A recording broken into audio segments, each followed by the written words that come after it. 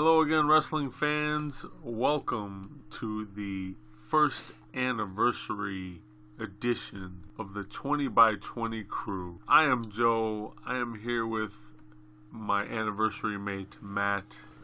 How are you? Good. What's going on, brother? Small disclaimer here. We recorded this show almost an entire year ago. Yep. Almost. I'm gonna bring up Chris Benoit here first. Okay. And I'll make sense of all this. I promise I will. So I'm gonna bring up Chris Benoit. And obviously we are just wrestling fans.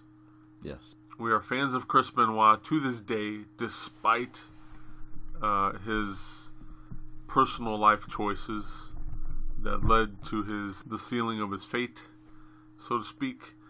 And much in a similar vein, we are, at one point or another, have been fans of Hulk Hogan to some extent. And we did this because a lot of you out there that listen to us are also or have been fans of Hulk Hogan. It is very hard to deny the success of professional wrestling at some point in its existence without mentioning the words Hulk Hogan. So we wanted to do this special anniversary episode, and this is also our first Super Show, and it's all about Hulk Hogan. But while we are appreciative of his contributions to professional wrestling, mostly, we do not condone racism or anything of the sort, and we chose him for his importance to sports entertainment and professional wrestling, and not because he's a racist.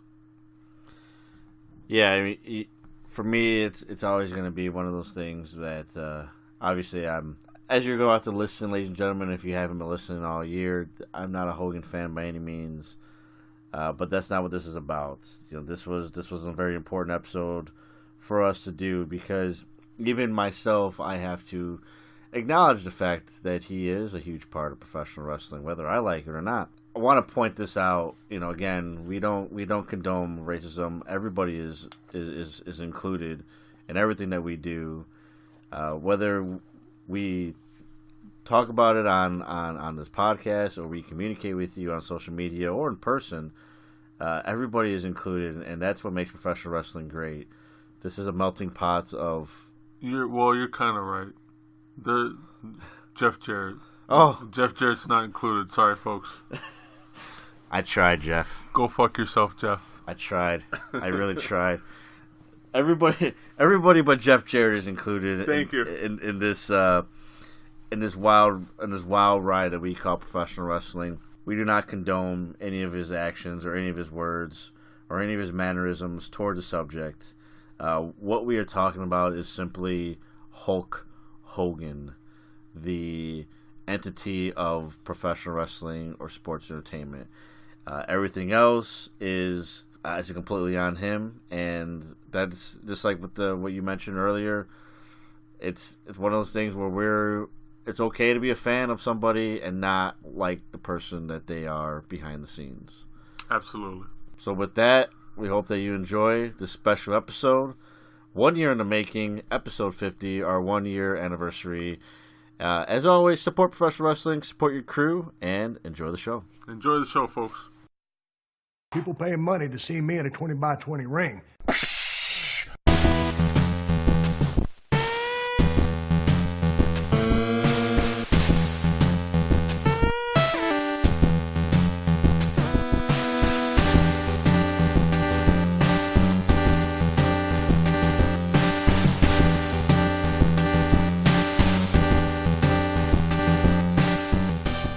Hello again, wrestling fans. Welcome to another episode of the 20 by 20 Ring Crew.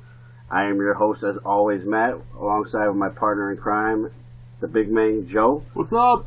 We got a special episode here, as it's always special when we have Mr. Wrestling 6 with us for another episode. And then we also have our good friend Paul here, as we do our very first special debate episode, as we talk about the famous or infamous Hulk Hogan. This is our first Super Show, and our topic of conversation here tonight is Hulk Hogan. And we're here with the one and only Darkside Paul of Darkside Studios, darksidestudios.com for those of you who don't know. How you doing, Paul? Hey guys, what's going on? Hulk Hogan and our buddy Paul here, kind of synonymous for all of us here at the podcast. They go hand in hand. As long as I've known Paul, I've known him to be one of the biggest, if not the biggest, Hulk Hogan fan that I could ever come across in life. Agreed. The immortal one. The immortal one. Let's get right to it, shall we? We're talking about Hulk Hogan, originally known as Terry Gene Bollea, born in Augusta, Georgia, August 11th, 1953. He's going about 6'7", give or take, whatever his shoot height is. He started off in professional wrestling, being trained by Hiro Matsuda, who back then took the idea of getting into the business just like everybody else did, and pretty much tried to shun everybody who came his way for training. And he did this specifically with Hulk Hogan by breaking his leg. So that's how he got into the business. He trained a little bit with Matsuda. Matsuda broke his leg to kind of inhibit him from being in the business. But he came back. He came back for more. And I guess you could say the rest is history. Everybody should be pretty aware of who Hulk Hogan is, or at least what he's done for professional wrestling and sports entertainment. He started off in the NWA, and right away there's already going to be some controversy here, and hopefully you can clear some of this up, Paul. He's listed as actually winning the NWA World's Heavyweight Championship back in 1979 in Alabama. And the reason it's so controversial here is because this was on May 25th, 1979 in Dothan, Alabama. He pinned Harley Race to win the title. Now, that's one thing. But then the decision was voided when it was discovered that he threw Harley Race over the top rope during the match, which back then, again, for those of you who don't know, was an actual stipulation in the NWA. So it got thrown out and voided. But to make matters worse and complicate things, the NWA does not acknowledge the turnover. So we have like a situation of where some of the NWA says Harley Race never lost the belt, and then some say Hulk Hogan won the belt. If that makes sense. What do you know about this? It does. You actually just taught me something. Holy Honestly, shit. you just taught me something. Because I knew something about it, but I didn't. You taught me a little more than I knew about the NWA. Wow. So for all intent and purposes, he has been NWA World Heavyweight Champion at least one time, like actual NWA, pre-WCW. Technically. He would go on to win the NWA Southeastern Heavyweight title twice. His first reign only lasted a week back in June of '79. He won it against Ox Baker via pin, and then he lost it 7 days later to Austin Idol. And this also took place in Mobile, Alabama. His second reign was kind of unaccounted for because of their poor record keeping at the time. He won it somewhere around October 31st, Halloween of 1979, and they don't even know who his actual opponent was. The rumor was that he was fighting Toru Tanaka, but again, it's just rumor at this point because no one really knows for sure. Only Hulk Hogan would possibly know that. He did lose it, and again, because of poor record keeping, the only information has to do with Ron Fuller and the date June 8th of 1980. So there's no other information other than that. Teaching me more. So he would go on and he would debut in the AWA back in April of 1982, April 18th, 1982. I'm sorry, that's his first heavyweight. I believe he was in the AWA in 1981, where he debuted for working for Vern Gagne up north, Minnesota. I don't think he ever won the AWA title. He did. He had 2 reigns. Are you sure? Yeah. See, now you're teaching me more. See, yeah, you catch me in the middle of his AWA years. See, that's when I start picking up more. So Okay. after that, I'm kind of a crazy Hogan monster. He was actually in the WWF before he went to AWA. About a year from 1979 to 1980. He left the WWF at that time because he went to go film Rocky. Yes. And Vince McMahon Sr. did not want him to do this, and he decided he was going to do it anyway, and that's what led him to not only leaving the company, but also joining the AWA. So as soon as he was done with Rocky, Vern Gagne swooped him up, and he became part of the AWA, out there in Minnesota. He was in the AWA for 2 years, 1981 to 1983, and while he was there, he won the title twice. His first reign, again, was about a week. From April 18th, 1982 to April 24th, 1982, he pinned Nick Bockwinkel for that title. And then he lost it a week later after the AWA president Stanley Blackburn announced on television that he was returning the title to Bockwinkel on the grounds that Hogan had used a foreign object. Okay? And then he had another title reign, which was one day, believe it or not.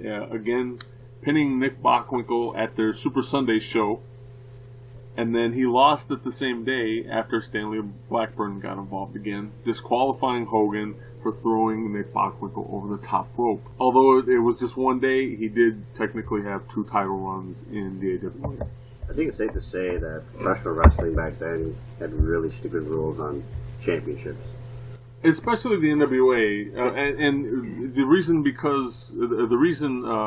AWA had that same rule because back then they were loosely affiliated with the NWA, so that over-the-top rope disqualification was kind of universal throughout the territories. That much I get. I don't like crowning a champion and then coming out the next day and hey, you're not champion anymore. and on this case, it was not even the next day; it was later that night. So that's stupid. Many years later, this would happen between Chris Jericho and Triple H. Oh, yeah, that's right. What was that, like 2000? Yeah, I want to say 2000. Summertime of 2000? That's fair to say. And the Rockers and the Hart Foundation. Oh, you're right. Yes. Yep. Because the top rope broke. That's right. And they filmed it for Saturday night's main event. It was a 2 out of 3 falls. Yep. And it's a horrible match. And they horrible match, and they couldn't get another ring. No. Yeah, they couldn't get the top rope, and they couldn't do any of their moves. There's the Hart Foundation trying to do the heart attack, and he couldn't bounce off the ropes. But and there's something else that's crazy about broken top ropes. If you watch Austin versus Yokozuna, the top rope broke when Yoko went to go and do his finisher. But if you ever watch Austin training, he won't bounce off the ropes because they were gimmicking the top rope to break. Okay. You see Austin, he keeps stepping back and he keeps going to go for a clothesline, and he never hits the ropes, and he's done like this 3 times, and it looks really odd. But I think it was SummerSlam of 96, 97. I don't know for sure. It's something like that. We'd have to check it out. Yeah. Anyway, sorry. No, you're fine. Hogan would go on to work in New Japan Pro Wrestling for roughly 5 years, from 1980 to 1985. This was also during the time he was with the WWF, obviously. While he was there, he ended up fighting the likes of Tatsumi Fujinami, Antonio Inoki. Out there, his finisher was the crooked arm lariat, which, for those of you who don't know, is just pretty much a pretty hard, stiff clothesline. Yes. Which is big in Japan. I never really understood that. Still is today. Still is today, yeah. And then obviously he has the running leg drop here in the States. Always has. That was his main finisher here in the States. He also would wrestle Abdullah the Butcher, which there's footage on YouTube. You can check that out. While he was there, he was often referred to as Ichiban, which translates to number 1. I believe on his Pro Wrestling Tee store, he does have a couple Japanese T-shirts featuring Ichiban, at least on one of them. He appeared there May 13th of 1980, and again, he was still under contract to the WWF, and he actually did defend the title there overseas while they had a working relationship. That ended in October of 1985. And while he was in the WWF, probably the biggest start to all of this was, if I'm not mistaken, the Madison Square Garden, January 23rd, 1984, the match against the Iron Sheik, which actually, that was his first WWE Championship. And essentially that's when Hulkamania was born. I find it interesting that I hear two things, and this is something I want you to clear up. So you have story number one. Bob Backlund at the time did not want to lose the championship to someone who had no real authentic wrestling background in the eyes of Bob Backlund. He wasn't a wrestler's wrestler in the eyes of Bob Backlund. And because of that, Bob Backlund did not want him. He didn't want to drop the title directly to Hogan, so they set it up for the Iron Sheik to go and beat Backlund, which that's what happened. Sure. And then the Iron Sheik dropped it to Hogan. About a month or two later. Yeah. It wasn't roughly. Yeah, it was a short amount of time. Short.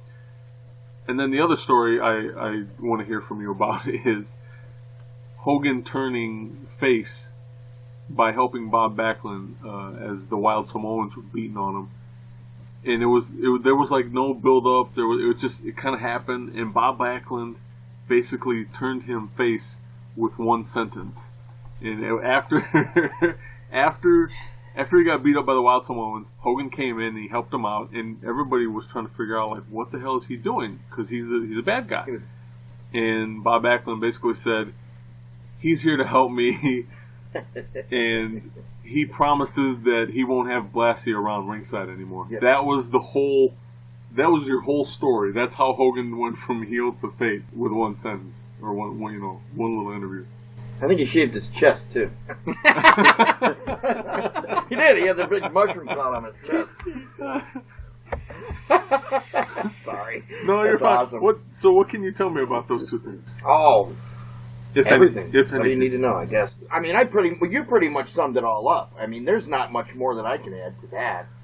I guess what I'm asking is as far as you know, are those two things true? They are. They are. Because I remember Blassie being his manager, and then it was out of the blue. I think Vince was just trying to build Hogan up to be what he ended up becoming in the mid-'80s. But that's where it all started. So, I mean, I really thought I had more to add to it. No, you're fine. Pretty much said it all there. But, I mean, once you get past that, I have, like, this monster plethora of inside stories and craziness. And I know Matt's sitting here wanting to punch me in his eye. Because he just hates the Hulkster. We'll get to that. Go ahead. Sorry. So his first WWF title reign went from January 23rd of 1984 all the way to February 5th of 1988. Yes. One hell of a run. Again, he won it against the Iron Sheik in Madison Square Garden. He loses it in Indianapolis, Indiana against Andre the Giant. On February the 5th. I don't know why I remember these. That was Wasn't it? Yeah, that was the main event. The double referee. Yes, Earl and Dave Hebner. Yeah. Which as a kid, the evil twins. Yeah. As a kid, I remember seeing that, and oh my God, was I shocked as hell. And I cried. I know I was 18 years old. I cried. It was heart-wrenching to see the beloved Hulk Hogan lose the title to some bullshit like that. I mean, even as a kid, I realized, like, man, this should not be happening. So, even if he lost it to Andre, that's still hard to see. Well, it wasn't that Andre that. I mean, I get it. It was a very stupid match, very stupid ending. I wasn't even a fan. Yeah. It was stupid. It didn't bother me that he lost it to Andre, because, I mean, Andre is a giant, and you kind of immediately, that size has to play some sort of factor. But having the switcheroo on the referees, yeah, I was like, man, I can't believe that happened. What's going to go on from here? So, his second reign for the WWF as heavyweight champion happened from April 2nd, 1989, all the way through April 1st of 1990, the following year. He won it in Atlantic City at WrestleMania 5, where he pinned the Macho Man Randy Savage.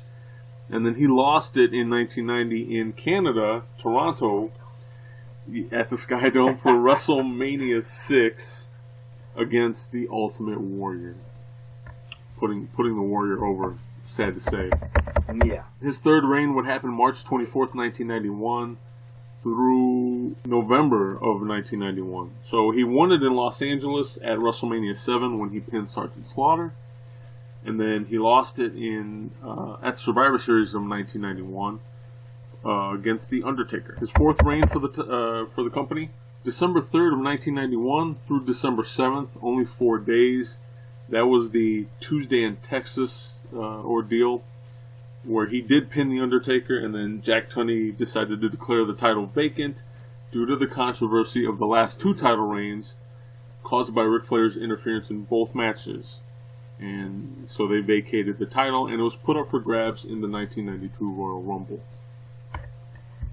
He would go on to win a fifth title for the company in Las Vegas at WrestleMania 9, and that's when he basically shit on Bret Hart as he pinned Yokozuna after the match between Yokozuna and Bret Hart at WrestleMania. He would later lose it on June 13th of 1993 in Dayton, Ohio at King of the Ring that year, where Yokozuna would pin Hulk Hogan. So five title reigns in his span at the WWF at this point. Yes. Are you? Obviously you're still a fan to this day, but how much of a fan at this point after his 5th title reign? Are you still super into the Hulkster? Well, the only time I fell off of the Hulkster was when he first started in WCW, and I only fell off for a short time. I was never really a huge fan of the black and white, the NWO Hollywood Hogan. And Hollywood Hogan, and then when I came back around, I wouldn't say I hated him. I wasn't a monster fan. I was super fan all through the late 80s, and even when he was fighting Yokozuna. But it kind of fell off after that when he went over to WCW, and then came back around. But I think more of, even when he came back around, when NWO came into WWE, and then the red and yellow came back, it actually got bigger and better. I guess as you get older, you tend to appreciate things that kind of defined you as when you were younger.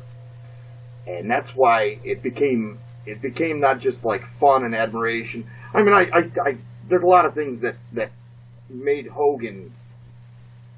me like Hogan even more. Made me want to be like Hulk Hogan, right, Matt? Wanted to have the 24-inch arms, and how close am I going to get to that? Not. But I wanted to be, this. You see that he became a superhero. Going back to 87 when I watched him fight Randy Savage at the Horizon, and Mr. T is the referee, you see all the guys get in the ring, and then Hogan came down. I may never see Christopher Reeve walk by me in the Superman suit, obviously. Sorry, Chris. God bless you. But I got to see Hulk Hogan get up on the apron at 302 pounds, and just this giant guy. He was what Superman was as a kid. He was a big superhero. When I met him, I watched the red and yellow walk by me, and this goes back 4 years ago. And you see him walk by you, and you realize there's your superhero. And I'm in my late 40s now. I'm probably 45 when I met him, and it was still as important to me meeting him that day. And a lot of people won't get the chance to meet Hulk Hogan. I did. I shook his hand. We had a picture taken together, and it was up to next to meeting my children on the first day they were born. I wouldn't say my wife marrying the woman, but Hulk Hogan was more important. He's meeting Hulk Hogan. Yeah, he's up there. So anyway, how did you become to be a fan of Hulk Hogan originally? It goes back to, it had to be like the early first Saturday night's main events. I heard you guys talk about this in other episodes, mm-hmm.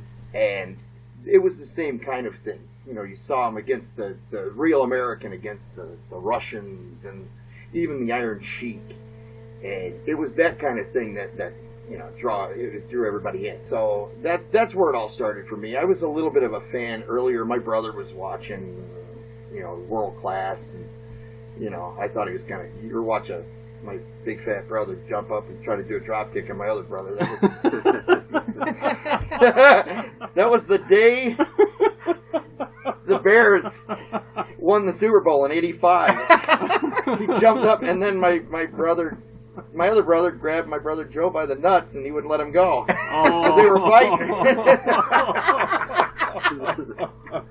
So yeah, he grabbed him by his nuts and his package, and wouldn't let him go because Joe was beating the hell out of him. Wow. So yeah, that's to watch a guy drop kick another guy right in front of you. It's kind of funny, but especially you didn't even know what the hell he was doing. I drop kick people. It's fun. Did you happen to ask him what you're going to do, brother? I did that once, and he punched me in the mouth. I did the old Hulk up on him, and it didn't go too well. Let's just say I put my tongue through a hole in my lip after that. Oh, so good thanks, time. Joe. I hate you. But that's my Hogan. Happy birthday. Yeah. After Joe. But no, honestly, that's where it all starts. So there's two reasons we have you on the show Sure. for this episode. One, we know you're a huge Hogan fan, and this is a Hogan Super Show. And two, we really wanted you to be a part of our first episode after the fact, because it ended up becoming this centralized around one question. If you were not born during the epitome of Hulkamania, at the height of it, would you still be able to be a huge Hogan fan? And that all started with Matt here, because Matt is the younger of the bunch here, and he didn't grow up with the red and yellow per se. Sure.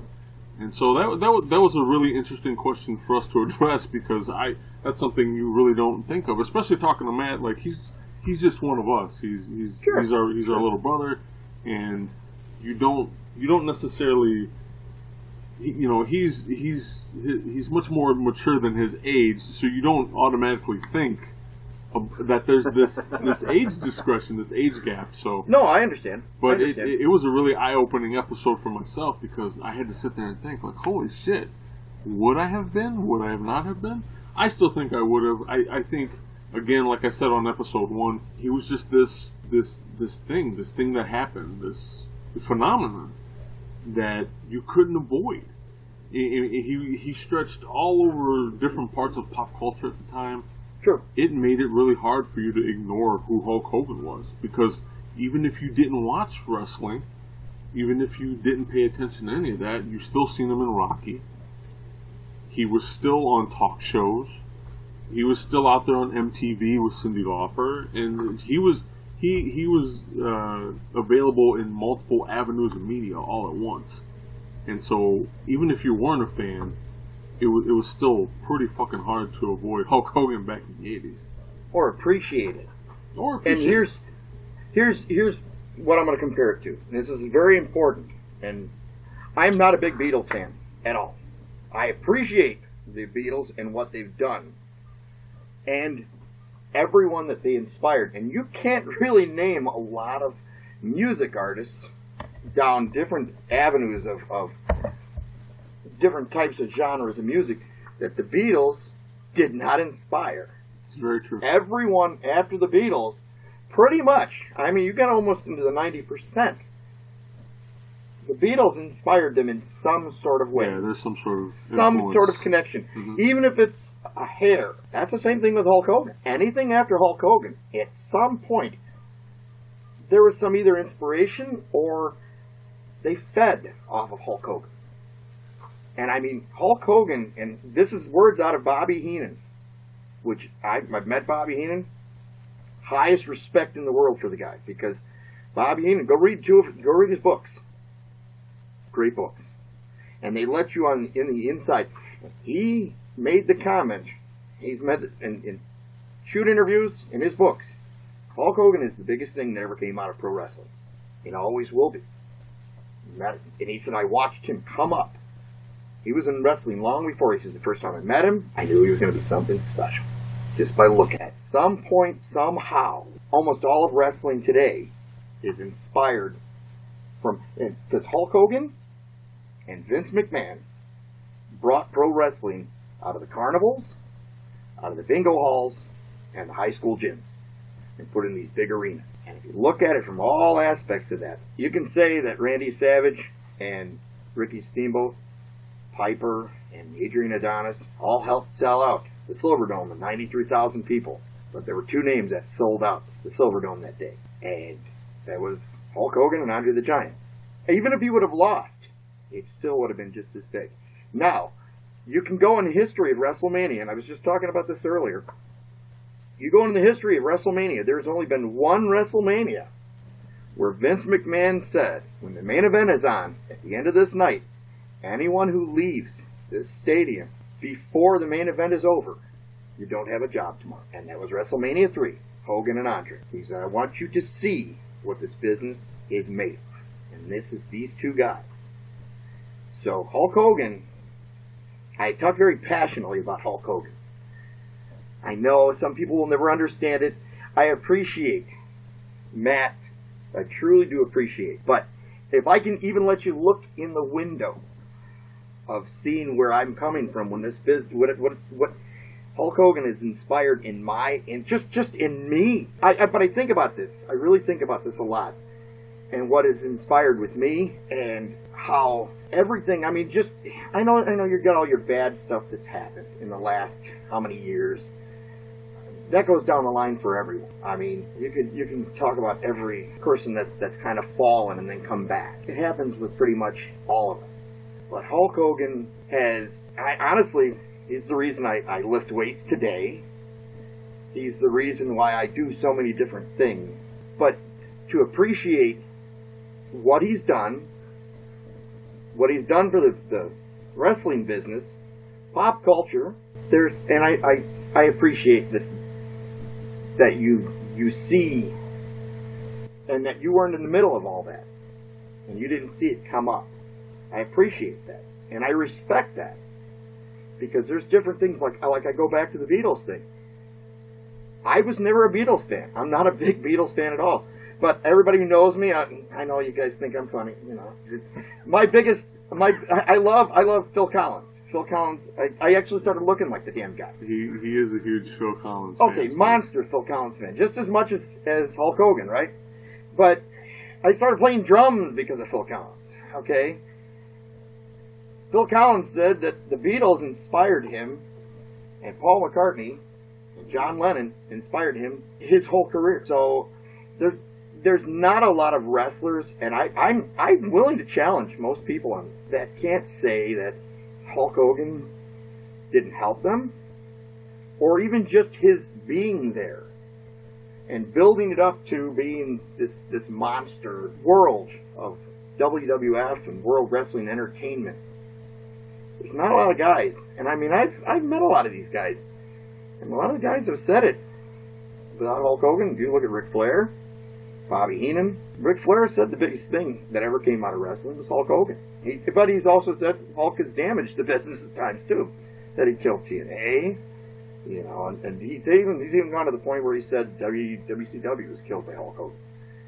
I don't think he thinks about that now, but I know I'm just rambling now. But all right, so I've been kind of listening to the history. There's some things I learned too, and this is my first time listening to you, and man, I mean, it's very passionate, and that's awesome. That's what I love about this business. Me too.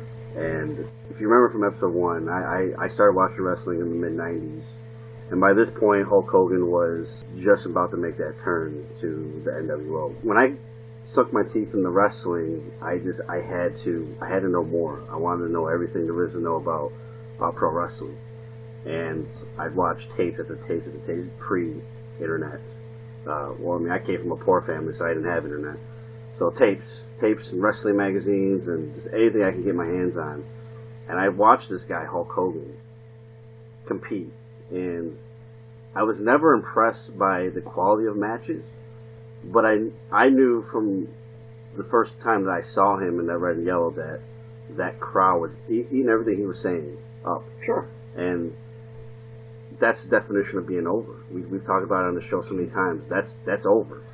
You can't get any more over than Hulkamania and Hogan. And I would never. I wouldn't be a wrestling fan if I were to sit here and try to debate what he means to professional wrestling. That's never been my thing. Sure. Hulk Hogan is a huge foundation of what professional wrestling is then, now, and forever, if I were to take a quote from WWE. And, yeah, if you had to make a Mount Rushmore of pro wrestling, I probably wouldn't like it, but his face should be on there. Sure. And it's not about likes and don't likes. It's, in that sense, you know, that you may not be the biggest, I'm not saying you and anyone here, may not be the biggest Randy Savage fan where I am, but it's not about that. It's apples and oranges at that point. Sure. It's about talking about what he did for the industry, and there's no doubt about that he was given a great opportunity to excel the business, and he did it tenfold. My biggest issue with Hogan has always been that was never seemed to be enough for him. And we'll talk about that more in detail here, but there's so many examples and so many times where it was Hogan, and everybody else that was putting in the work too kind of got the scraps of what was left over. I wholeheartedly agree that Hogan and Andre sold WrestleMania 3. There's no doubt about it. But reason why after all these years we talk about Savage versus Steamboat, because those were the workhorses. Sure they are. The Hogan Andre match was build up and then an okay match at that. And so much of that had to do with Andre being hurt. Sure. No, I agree. Not wanting to do the match. You know, pretty much just doing the favor, doing the job, if you will. But at some point, the workers, the guys that are putting it in 100%, not that Hogan wasn't, but putting it in, at some point, shouldn't they get a piece of the pie as well? That's what we see in the industry today. Sure. We talk about guys like Kenny Omega, or we talk about guys like, I mean, even somebody like guys in WWE, top guys in WWE, with the exception of Brock Lesnar. But like, let's look at a guy like AJ Styles. He'd be the first guy to get somebody over. Sure. No, I agree. And that to me is what makes wrestling so great. It's about prolonging the business in the sense of, if I get this guy over, then the business that I helped create is that much stronger. Because let's face facts, Hulk Hogan or Terry Bollea is, like everyone else here, is human, and he has a time clock. His career has a time clock. And shouldn't you start at the peak of your career when your name means something to start getting those guys over, like, i.e. a Bret Hart, which we'll go in more detail later? Sure. That was always my biggest issue, is why can't Hogan take, even if he took a bigger piece, he didn't take the whole goddamn pie. You know, and I have a response to you, but please finish. But it's like that was always my biggest issue. As I watched it, it was, you look at an egomaniac like Ric Flair, and even Ric Flair got guys over. He did. Even at his peak, even guys who I felt, even if, you know, obviously I wasn't around at the time, didn't necessarily deserve to be put over. No. Like a Lex Luger, in my opinion. Luger at all. Anytime. But that was my biggest issue, and I'm looking forward to the rebuttals here, because I would love to know what I'm missing here. Maybe I'm missing something. I actually have answers for you. You actually have very good ones. That's great. That's great. Because I'm excited to be able to tell you these things, because I know these things. Really quick before we go into that, there's one thing I think you're definitely missing, and that I still have a hard time swallowing this pill. Okay. But essentially what we're doing now is we're splitting hairs. So it's all wrestling to us. But, yeah, it's all wrestling to us, but you have to go back to before Hulkamania, while he was on his rise, while he was making his way through New Japan and AWA, places like that. everybody saw something special in him, but it wasn't as a wrestler. It was for entertainment. They realized, hey, this guy is going to be something big. He might not be able to work like everybody else, but there's something special about him. You can't deny it. And I've heard multiple people in multiple interviews talk about this, where if they were at a territory like Bruce Pritchard when he was with the Houston Wrestling, Harley Race, people like that, a wide range of professional wrestling personas will sit there and tell you, or have said in the past, that they thought he was just a flash in the pan. Like, yeah, he was going to be big, but it wasn't going to be a long time. Like, he was just the next guy to come in, do his thing, and then he'd be done with. And it would be back to him traveling from territory to territory like everybody else. They never saw this or Hulkamania coming. They never expected any of this. But again, even then, whether you agree with those people or you don't, they all have one common point of view, and that is Hulk Hogan was not a wrestler's wrestler. He was just like what we now know as a sports entertainer. And I think that's the big difference here. And again, I also have a hard time swallowing that pill, because if it were me, I wholeheartedly agree with you. The Macho Man Randy Savages and the Ricky Steamboats of the world would still be a lot more highly regarded than Hulk Hogan. But such is not the case, because when he did escalate his rise to superstardom, it wasn't as your traditional professional wrestler. It was as a sports entertainer. And it was something that we didn't understand at the time. I definitely didn't understand at the time, because he's in a wrestling ring. He's a wrestler, right?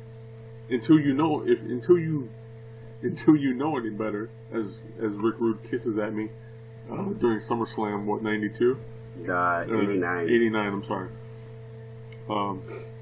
But yeah, that's what it is. I think for most people that they miss that. And there's not a whole lot of understanding from what I understand.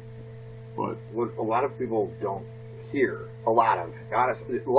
what people don't hear is that Vince McMahon and Hulk Hogan, Vince put Hogan up as his main spokesperson, his headlining guy. And they had to crap in everyone's backyard. NWA, Kansas City, Florida, they crapped on everyone's territory so that they could make WWF like this big iconic thing. And it really wasn't, in Vince McMahon's mind, he didn't want Hulk Hogan versus Andre the Giant. All he wanted was the WWF. He wanted the World Wrestling Federation be the... And I mean, because years ago it was, tonight it's Roddy Piper against Adrian Adonis. And, those guys sold those shows out. Vince's main idea was that he wanted the WWF to be the main name. They were coming in town. You were going to see a great show. Didn't matter who was on the card, but you were going to see a good show. Hogan was the number one guy. He was the guy that was standing in the place. If you look at interviews with Harley Race went after Hogan. He was pissed. And he didn't want Vince and Hogan to crap in his backyard. He even talked about how it cost him millions of dollars because he had to close Kansas City down. I was actually talking to my daughter about this earlier today. Yeah. There's a story out there, and it actually got confirmed by not only Ric Flair, but also Hulk Hogan and Harley Race. So the WWF came into the Kansas City territory to run a show, and they were running the show at a bigger venue that Harley Race was running his shows, which automatically pissed Harley off. You're taking money out of his pocket. So what did he do?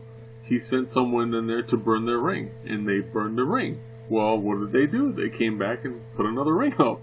So he got pissed, found out that they had a new ring and that the show was still going on. So what does Harley do? What Harley usually does. The no-nonsense old schooler went and grabbed his pistol and went to the venue and immediately went looking for Hulk Hogan. And he got in the building and just so happened to confront Hulk Hogan right after he was done taking a shit. He was in the middle of it. He was in the middle of it, so he didn't wipe his butt. He goes into the stall and starts accosting him. You know, he opens the door and there it is. He's got a gun to his gut and he's threatening him like, "Get the fuck out of my territory." So that's. But there's a part at the end of that you know, they end up shaking hands and Harley leans into Hogan and says, "You think you can get me a job here?" It's true. It's very, very true. Well, because Harley knew, as again, a hard pill to swallow. As much as he didn't like the idea of them coming in to his territory, he knew that there was money to be made. And let's face it, that's what Harley wanted. So, was he losing money? Yes, but there was always the potential to make more money. Here's my response to this very. What I'm getting at is with Hulk Hogan and the under guys. If you look at a lot of those under guys, and most of the under guys, if they didn't either want to work with Hogan, they wanted to be on the same card as Hogan, because that's where all the money was. Now, the workhorses, if you look at some of the top guys, like Steamboat, which I have more respect for Steamboat than just about any wrestler out there, because Steamboat said one of his hardest things he ever did was wrestle Randy Savage at WrestleMania 3. Because I had to go down and we had to have everything written down on a yellow pad. I remember that, yeah. Everything written down, and we had to act it out for weeks. He said, I'm down in Florida and we've got a ring in Randy Savage's backyard and we're acting out the whole match. Now, Steamboat, he wanted to go and work and not have to do that kind of thing, and he didn't want to have to work under Hulk Hogan, so he went to NWA, and a couple weeks after, maybe a couple months after, he was NWA champion, because he was fighting Flair, and some of the best matches, those guys would go in that ring and they'd call it. There was no acting it out, they would just call the match.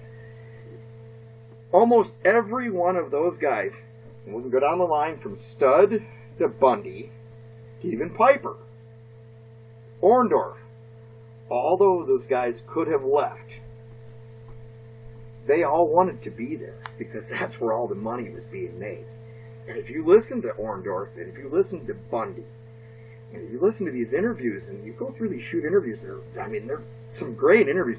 Even Piper will say, Hogan had never pinned me in the 80s.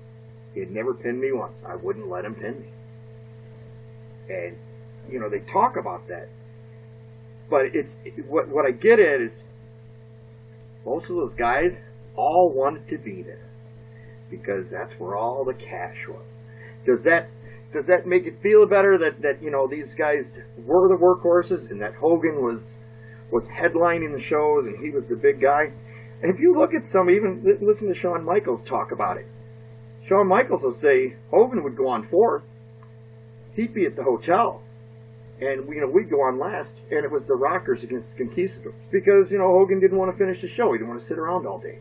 But then you go on the other side of it, and Randy Savage and Hulk Hogan would wrestle 3 times on a Saturday and a Sunday. They'd start out in New York, and they'd finish their match. They'd have an afternoon show, and they would go on to wrestle, say, Chicago or in Iowa 2-3 hours later, and they were on an airplane again, and they'd fly to California, and 2-3 hours later, they were wrestling a third time. And doing the same match over and over again. Behind Hogan, Randy Savage is a huge number 2 with me.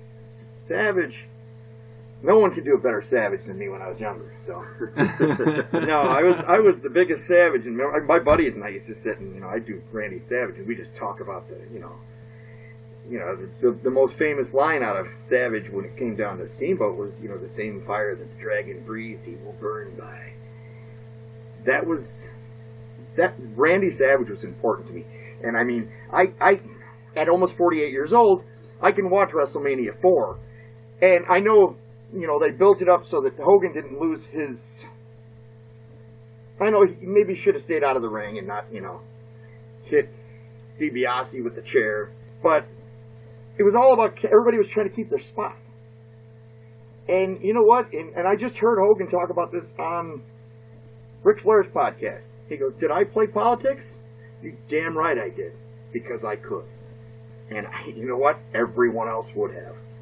Everyone would have. Every wrestler would have. If that was an option for them, they would have. I'm glad you bring up Macho Man here. Matt and I, before we started recording this episode, we were talking about whether or not the Macho Man ever pinned Hogan. Do you know if that ever happened? Because we couldn't find any information on this. Yeah, according to us, it doesn't. I don't think so. I really don't think so. My research has been pinfall, or not pinfall, excuse me, DQs and countouts maybe, but a lot of unclean finishes that went Macho's way, but no clean. And I was explaining to Matt, from what I understand, everything that I know about Macho Man, he always took the attitude as, if it's going to work and get the situation over or the angle over, we'll do that. At least in the WWF at this point, rather than getting what I necessarily want. So to me, that makes sense that probably didn't happen, especially if Hogan was like, "Hey, I'm the biggest thing going. We should probably just roll with this punch, so to speak." Sure. Does that make sense? No, it makes total sense. Okay. Well, let me ask this question. Sure. I'm curious. Macho Man, if he gets the push that Hogan got, does that work? Instead of Hogan. And we kind of briefly talked about that in episode 1, but in detail, can Macho Man work? Can he be the most over thing? Yeah, does it become Hulkamania with Macho Man? Would he be able to sustain it? Yeah. Well, That's or the question. does it become Hulkamania but with Macho Man, or does it become just an amplified NWA? I honestly think there were a lot of things with Hogan where Hogan's size was very important. Savage, if you really think about it, Savage wasn't a tall guy. If you ever watched him, he walked on his tiptoes a lot. Yeah, he did. Okay, he was not a very big guy. He was, 240, maybe at his heaviest? Yeah, Except for when he went to WCW. Yeah. You know, he was juicing heavily. I mean, when he was in Spider-Man, I mean, he looked great. Jesus. But, I mean, it would be close, but honestly, it has a lot to do with all the factors. What you had was, it's almost like as if Disney got behind Dark Side Studio, my mask company. If Disney got behind me, I'd be a freight train. Vince McMahon got behind Hulk Hogan. He just did. And he said, go.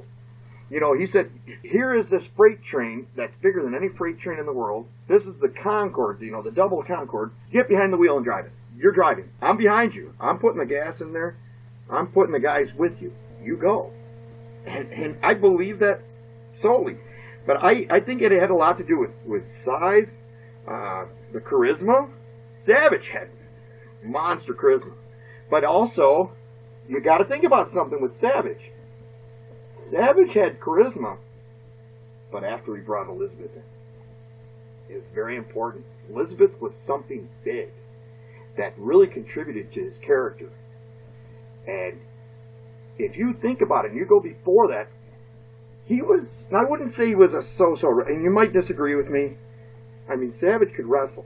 But even if you listen to Ric Flair talk about it, you listen to Hulk Hogan talk about it, and the first time they brought Elizabeth in to WWF, Elizabeth was standing there in the corner. She was just his wife, and there was no, she wasn't the valet or anything yet. And Hogan and Vince were sitting there going, you bring her in there, and I guarantee she's going to be a big push for Randy. Because Randy walked in, and he was just one of the other guys. And I mean, it's not a knock on Savage, because Savage, there's a lot of respect for Savage. Honestly, there's a huge, there's one guy that I just totally hate, and I'm getting off the subject here, but I hate the Warrior. I love the Warrior when he was there, but I saw the Warrior for what he was years later, and how he talked about Bobby Heenan, how he had cancer, and he couldn't wait for it to eat him alive. And so I broke off of that, but getting back to the Randy Savage thing, Randy Savage was a beast, but I think by adding Elizabeth, it contributed to his character inside out. I don't doubt that for a second, because that would kind of be the pattern for the rest of his career. And a lot of it had to do with, obviously, having a valet all those years. I mean, you get used to something like that. But some of it was his lack of self-esteem sometimes. Sure. Where he just thought he needed a female valet with him. So you have Gorgeous George, you have... obviously, yeah. Molly. Sherry, yeah. Whatever she was at the time. So Miss Madness. Yeah, you have a host of female valets that go along with Macho Man over the years, but yeah, that makes total sense to me. And I don't doubt that one. It doesn't knock his ability in the No. ring. I mean, good God, if you look at his ability in the ring, Savage was fun to watch. He really was fun to watch. I liked watching him wrestle Andre the Giant. Loved to watch him wrestle Andre. At one point, we were at Horizon, and Andre stole Elizabeth's shoe, and we all were screaming, "He ate her shoe!" And you should have heard the people around us were screaming or laughing. They're like, "Oh my God, Andre ate her shoe!" He didn't eat her shoe. Shut up. We're just messing around, but then they, that's what was fun about going to live events. But you were at with Rock and Hogan when they first you were in the arena. The charisma in the room in that arena that night. If you think about that, and you even go back to, and you can go, we'll get back to the Hogan thing. I've heard other wrestlers say that Hogan and Rock was one of the biggest matches in wrestling history, because there's not a lot of guys that could have pulled off that match, because they switched roles right at the beginning, and there's not a lot of wrestlers that could have went and just changed directions like they did. So that honestly to me is that's another mark on Hogan's back, because he had the ability to do it, and that wasn't just somebody that could get in there and make that up as they went along. They were just following the crowd, and the crowd wanted a certain thing, but not a lot of wrestlers could have pulled that off the way those two did. Yeah, I could tell you that right now, going back to the Royal Rumble from this year, where the crowd in Philadelphia were all about Shinsuke Nakamura, and obviously John Cena was like, this is what the crowd wants, we'll do it, but it did not really go over as well as it should have, and I think that speaks volumes in comparison to Rock and Hogan. Amen. So, yeah, definitely makes sense to me. We're going to take a short break and pay some bills, and stay tuned. We'll be right back. This episode of the 20x20 Crew is sponsored by Amazon Prime. Sign up for a free 30-day trial, and you get instant access to thousands of movies and television episodes. You get to borrow Kindle ebooks. You also get unlimited free 2-day shipping with no minimum order size. You don't have to purchase.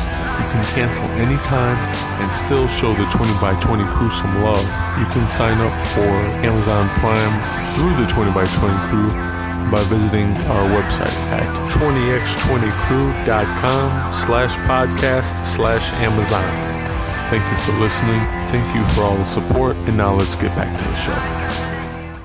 Alright, we are back from paying some bills here. We're here talking about Hulk Hogan, anything and everything to do with Hulk Hogan during our Hulk Hogan Super Show, along with Mr. Wrestling 6 and the one and only Darkside Paul from Darkside Studios.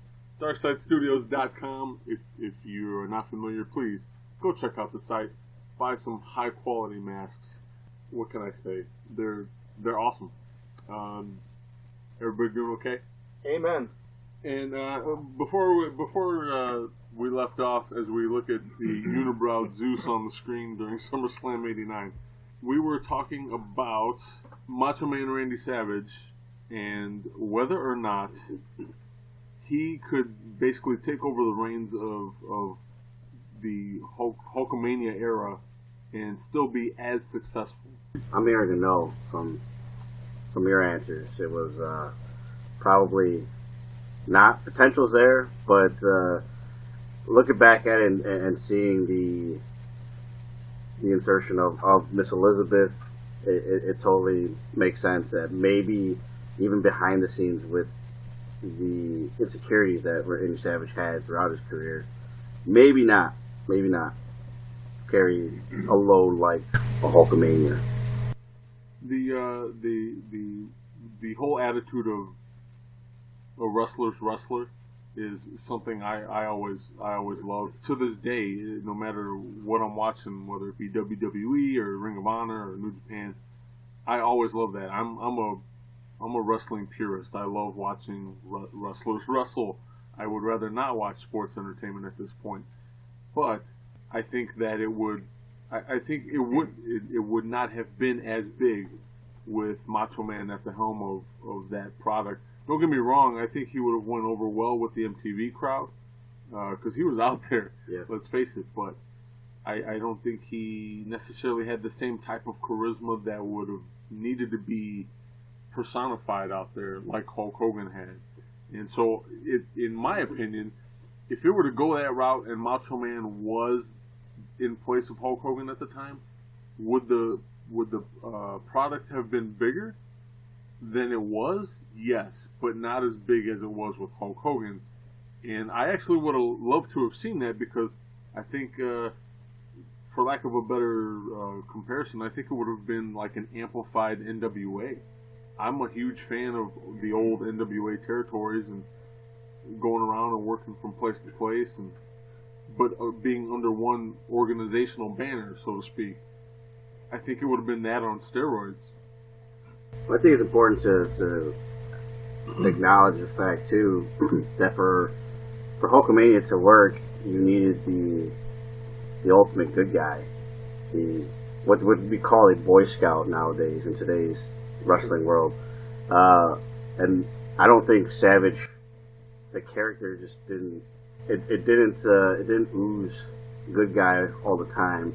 And I mean, and I'm just talking just his mannerisms. I'm not talking about the actual character that we saw on screen. But if we're fantasy booking here, I don't know if that would roll over the way that Hulk Hogan would have, because Hulk Hogan had the message of saying your prayers and eat your vitamins and all that other stuff. And I don't know if that goes over with Randy Savage and his mannerisms. I just don't think it works. You know what, though? I don't think that really makes much of a difference, because essentially what you're saying Hulk Hogan is doing is just becoming like the ultimate babyface. That I think that can be achieved by anybody with the proper effort. And if anybody was close to doing it, it would have been Macho Man. I mean, he definitely had all the other tools. You just had to kind of push him along and maybe change a few things about him. But I think he was more than capable of being like a super babyface. I don't think that's out of his range. I do. Do you? Honestly. Because I think that Savage was kind of a lifetime bad guy. He just had the perfect bad guy. Don't get me wrong. I think he makes an excellent heel. I would prefer him work heel, but what I'm saying is I think he could definitely turn babyface if needed. But did you see what it took to turn him babyface? As long as he's it wasn't Hogan. No, but I'm saying as long as he's able to do it. There's guys out there that just can't do it for the fucking life of them. Sure. And if you really think about it, it really wasn't all Hogan. It wasn't all Hogan. It was Honky Tonk Man and the Hart Foundation that kind of turned him face, and he was turning more of a good guy. And then Hogan came in and kind of, for the lack of words, kind of threw his, here we go, angel powder on him, if you will. Hogan dust. Hulk dust. Hogan dust. Yeah, Hulk dust. But you notice then it like shot him up into the atmosphere right after that. Anything and everything that Hogan was associated with, again, drew money and got that, had that Midas touch. How many Hulk Hogan shirts did you own? I had a lot. Me? None. How many did I tear off? A lot. Yeah.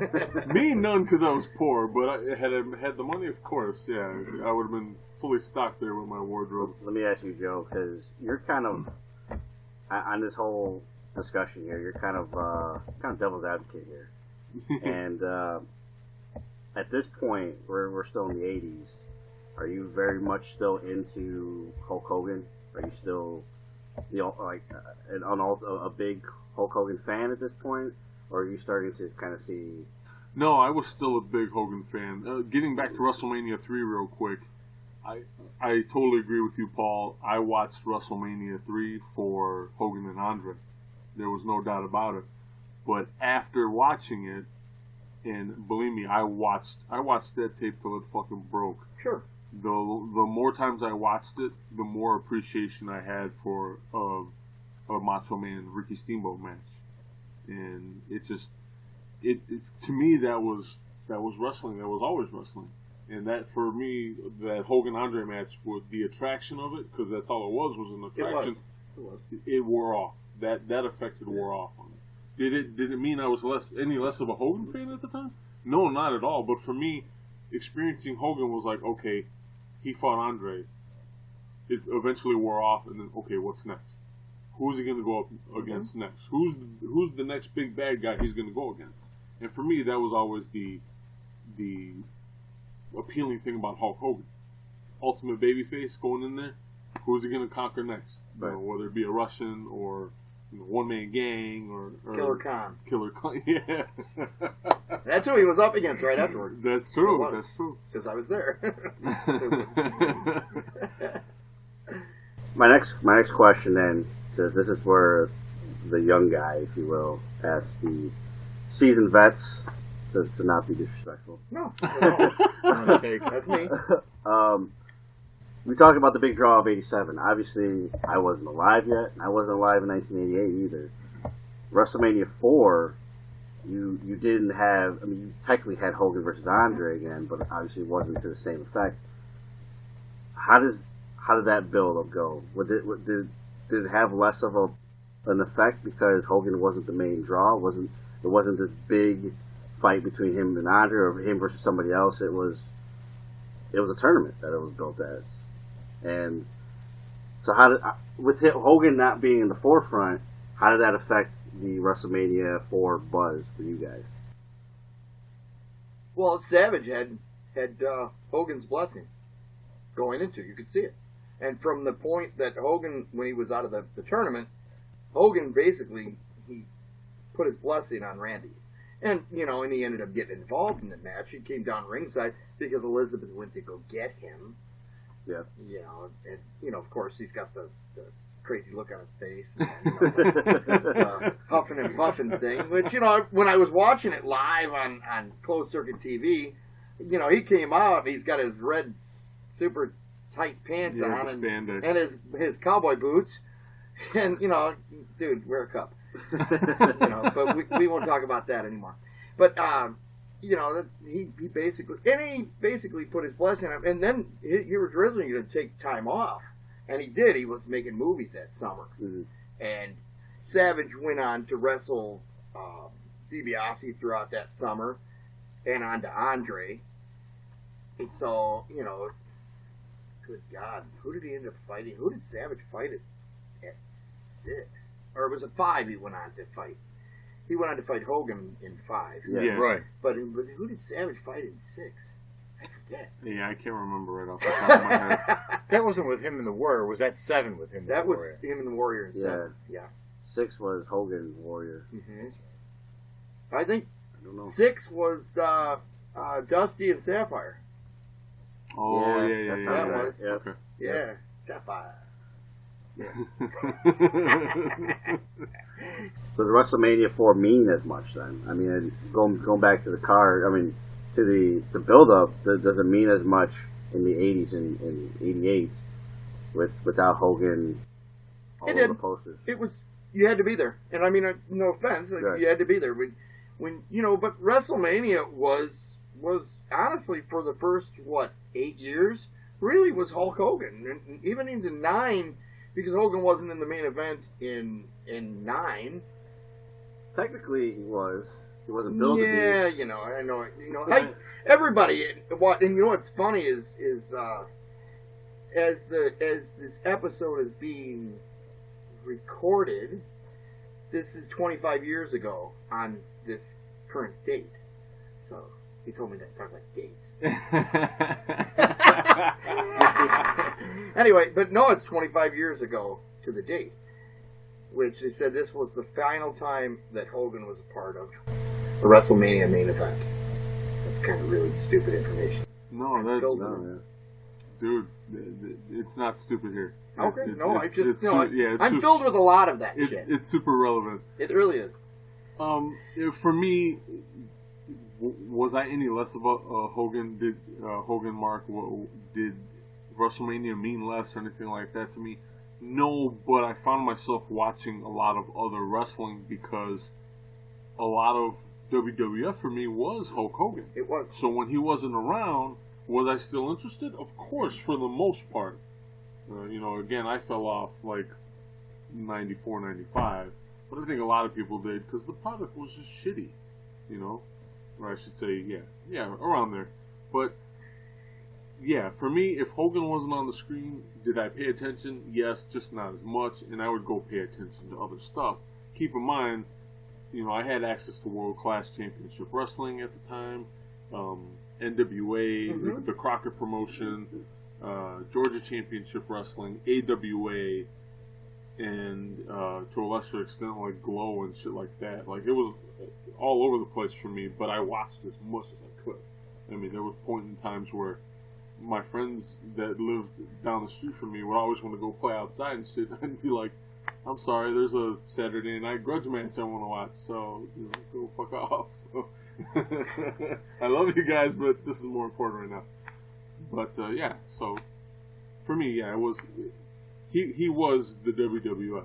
He was WrestleMania. He was WrestleMania. You're and absolutely when right. you took Hulk Hogan, when he was finally gone after 10, without Hulk Hogan, WrestleMania was like having pizza with no cheese on it. Honestly, it's the truth. Like chocolate cake without chocolate. It really is. There was something seriously missing. Yeah, it's still technically it cake. It was cool. Yeah, it's still technically cake or pizza. It's just It just wasn't as didn't taste the same, and it wasn't as fun, in my opinion. But yeah, well, I mean, it didn't take away from me either because Hulk Hogan came in and saved the day. Still, yeah, he didn't win the belt, but he saved the day. He did. And at that time, even though I was 6 years old then, I didn't find out till like the next week when it was on Challenge or Superstars. I never saw a live WrestleMania until WrestleMania 7 at a buddy's house. I was always, like a week behind or a couple weeks behind. You wait for the magazine or the Saturday or Sunday show, and then when the tape would come out to be able to rent, then I would see it then too.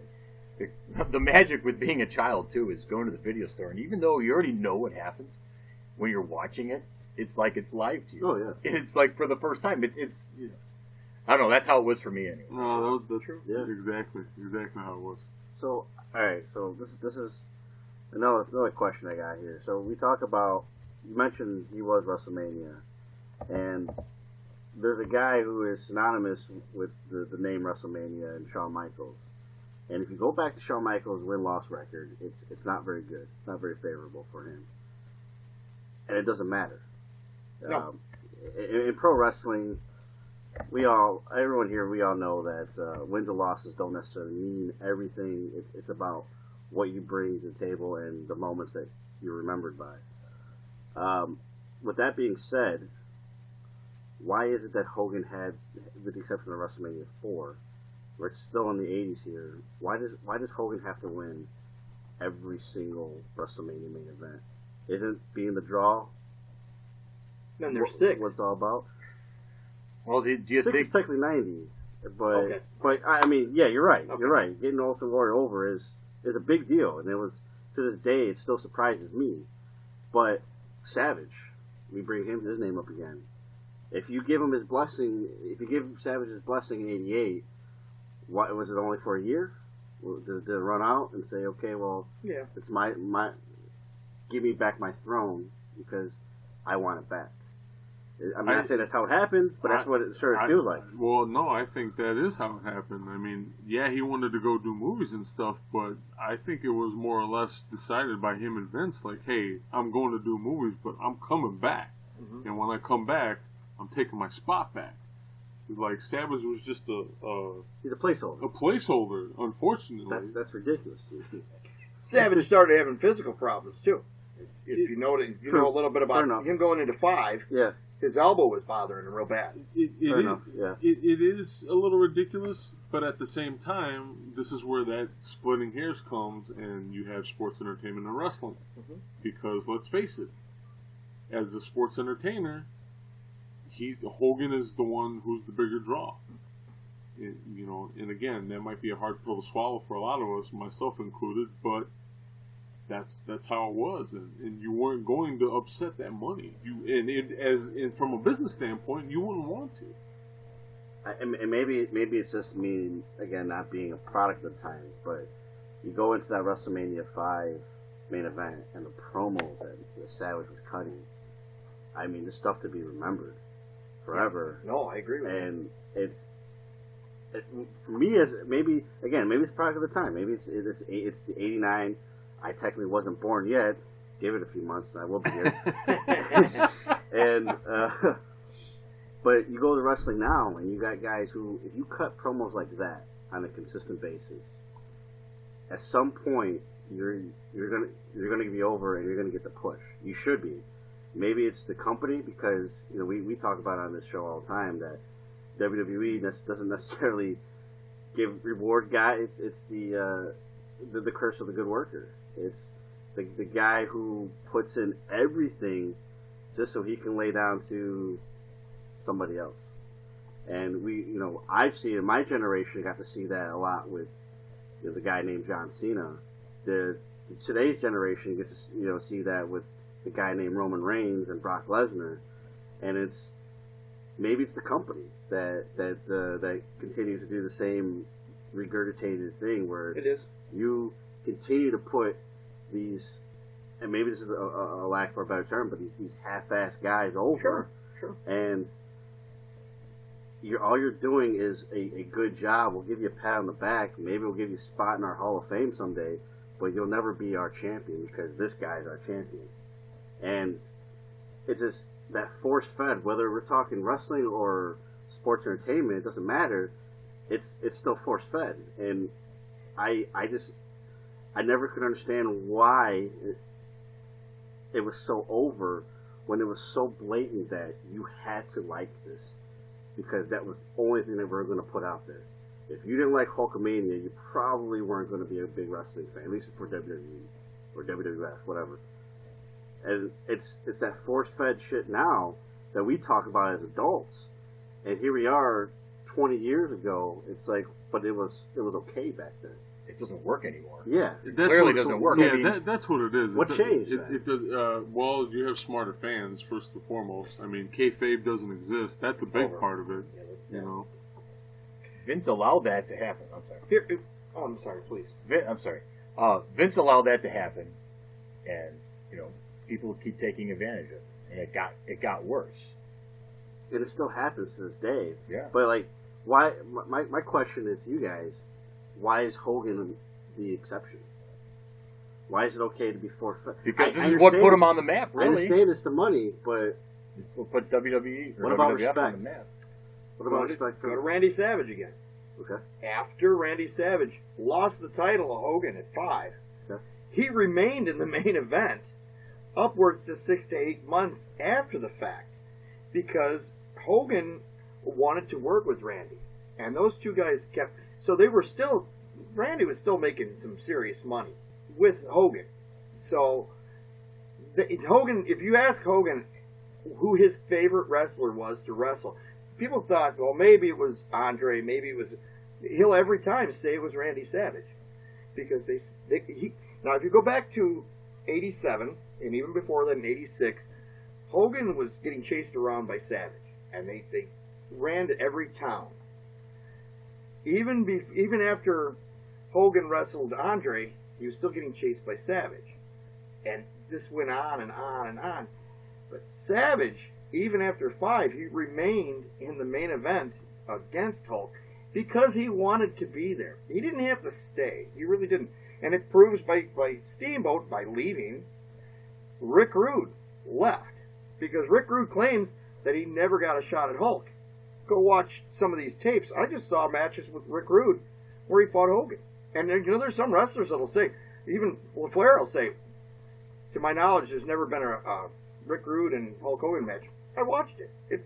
You can find it on YouTube. You know, was it a cookie cutter match, that Hogan match? It was. You know, it was the same, you know, the Hulk up and big boot and all that. It was all the same thing. But those guys, if they didn't want to be there, they would just leave and go to WCW. And that's what Rick Rude did. That's what Steamboat. But if you notice, they all came back. They all ended up coming back. Now, Hogan was gone when some of those guys came back. I mean, and then they gave Steamboat a dragon costume. And they made him breathe fire. Yeah. Which, you know, but Steamboat was still Steamboat. You know, there was a comment I was going to make about Ric Flair.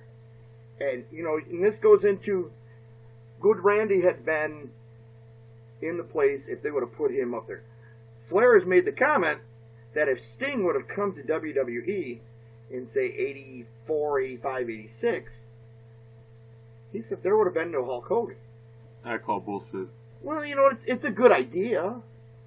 I think Sting could have stepped up there. I don't think he would have ever been Hulk Hogan. No, I don't think he would have been Hulk Hogan, and I don't think he would have even been the caliber of a Macho Man. You don't think it's the Surfer Sting was over? Would have been over in WWE the big or WWF? For me, the biggest reason why Surfer Sting was over was because of Ric Flair. Amen. And, no, I agree with you. And in order for that to happen in the WWF back then, they would have had to have had him up against the Macho Man, because Macho Man was the workhorse, much like Ric Flair. Absolutely. So is it a possibility that he could have been escalated? Yeah, sure.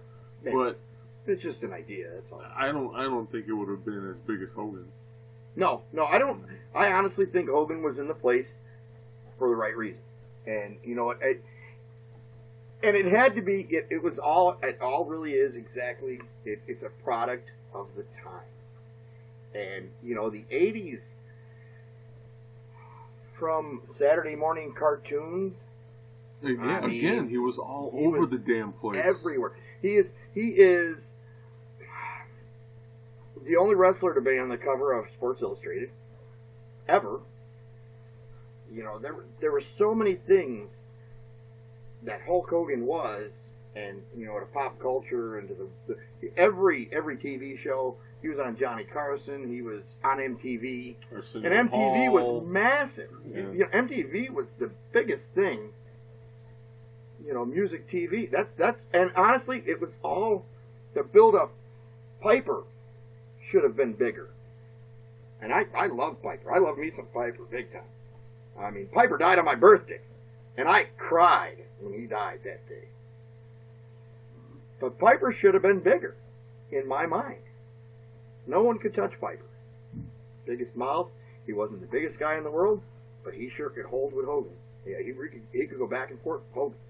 And they beat the hell out of each other. But, you know, I know I'm bouncing all around. But MTV, there was such a buildup of so many factors. In all honesty, it was the same thing of what social media is today and what the internet is today.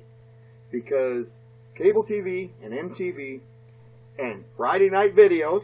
Yeah, I remember Friday. See, I don't know if you'd ever known what that was. No. You might, Yeah. Friday night videos was on Friday nights on Channel 5 in Chicago. And any artist that came out with, and I'm going to go back to the 80s here, from you got your Genesis to you know, Cyndi Lauper to Prince to Michael Jackson.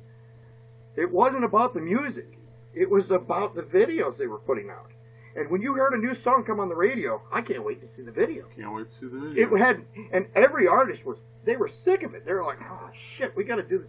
We got to do videos now. I got this. We wrote these great songs that we like to do, but now we got to do a stupid video. And I don't want to do it. But the video sold the song better than the actual song sold for the sound of it. So there were so many factors. So the videos and music and MTV, that was what the internet is for today. And I mean, for YouTube to, good Lord, everything from the dirty stuff on Tumblr. So, I wonder who looks at that. Yeah, don't look up anything for me. Sorry, but it has so much to do with pop culture and the product of the time. The 80s were huge. When did MTV come out? Like 81? Yeah, it had to be 81, 82. Yeah. So that was such a build-up, and WWF linked up with Cyndi Lauper and David Wolf and MTV because Cyndi Lauper and David Wolf had a connection with MTV, and that's how that all began. And would WWF be as big today without MTV? I bet not. Yeah, probably not. I don't think so. I think it would have still been in the old bingo halls and the old high school gyms. I don't think you'd have still had wrestling in the carnivals. Honestly, I don't think it would have ever been as big. That was so important for that time, and you don't really realize until you look back and you start revisiting these places, and you realize that the perfect storm it built. Yeah, a lot. For me. And you know what? Hulk Hogan, 6'7", 300 pounds. The beach bum, 24-inch arms. You saw the big superhero. That's what he was. He was Superman, and he was against the Russians and the Iranians and the bad guys and the good guys. And all you ever wanted it was like Austin fighting. Everybody wanted to beat up their boss. Austin against Vince McMahon. That was the perfect storm there, too. But that had so much to do with the build-up of WWF and Hulk Hogan. So it made total sense. Because I don't know where the hell that came from.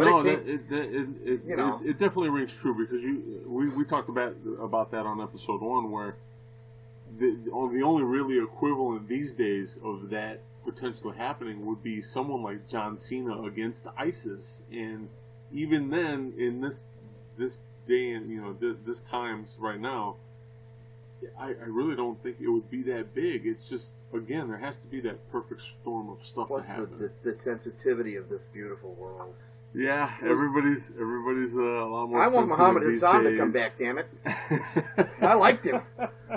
That was a very underrated character. I loved him. I thought he was great. That's why I like what's his name from Jinder.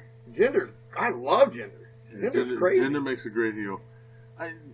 That's something I'll never understand either. You have Muhammad Hassan, who it's like, okay, you definitely want to heal from that ethnicity and what have you. And you want him to be this super villain, so he becomes a super villain, and then everybody's like, and they cut him off the hip. Yeah, like no, you can't be here anymore. They had Undertaker like chop his head off, pretty much. Sorry. Let's go fast forward. Go ahead. Yeah, we're gonna fast forward to his WCW days. 8. If you're counting, I believe it's 8 title reigns, and that includes the whole debacle with Jeff Jarrett laying down in the middle of a ring. Sure. Believe it or not, that does count because Hulk Hogan still went and pinned him. Yep. So he didn't throw him over the top rope. And he didn't throw him over the top rope. So 2 championship reigns in WCW, which a guy lays down.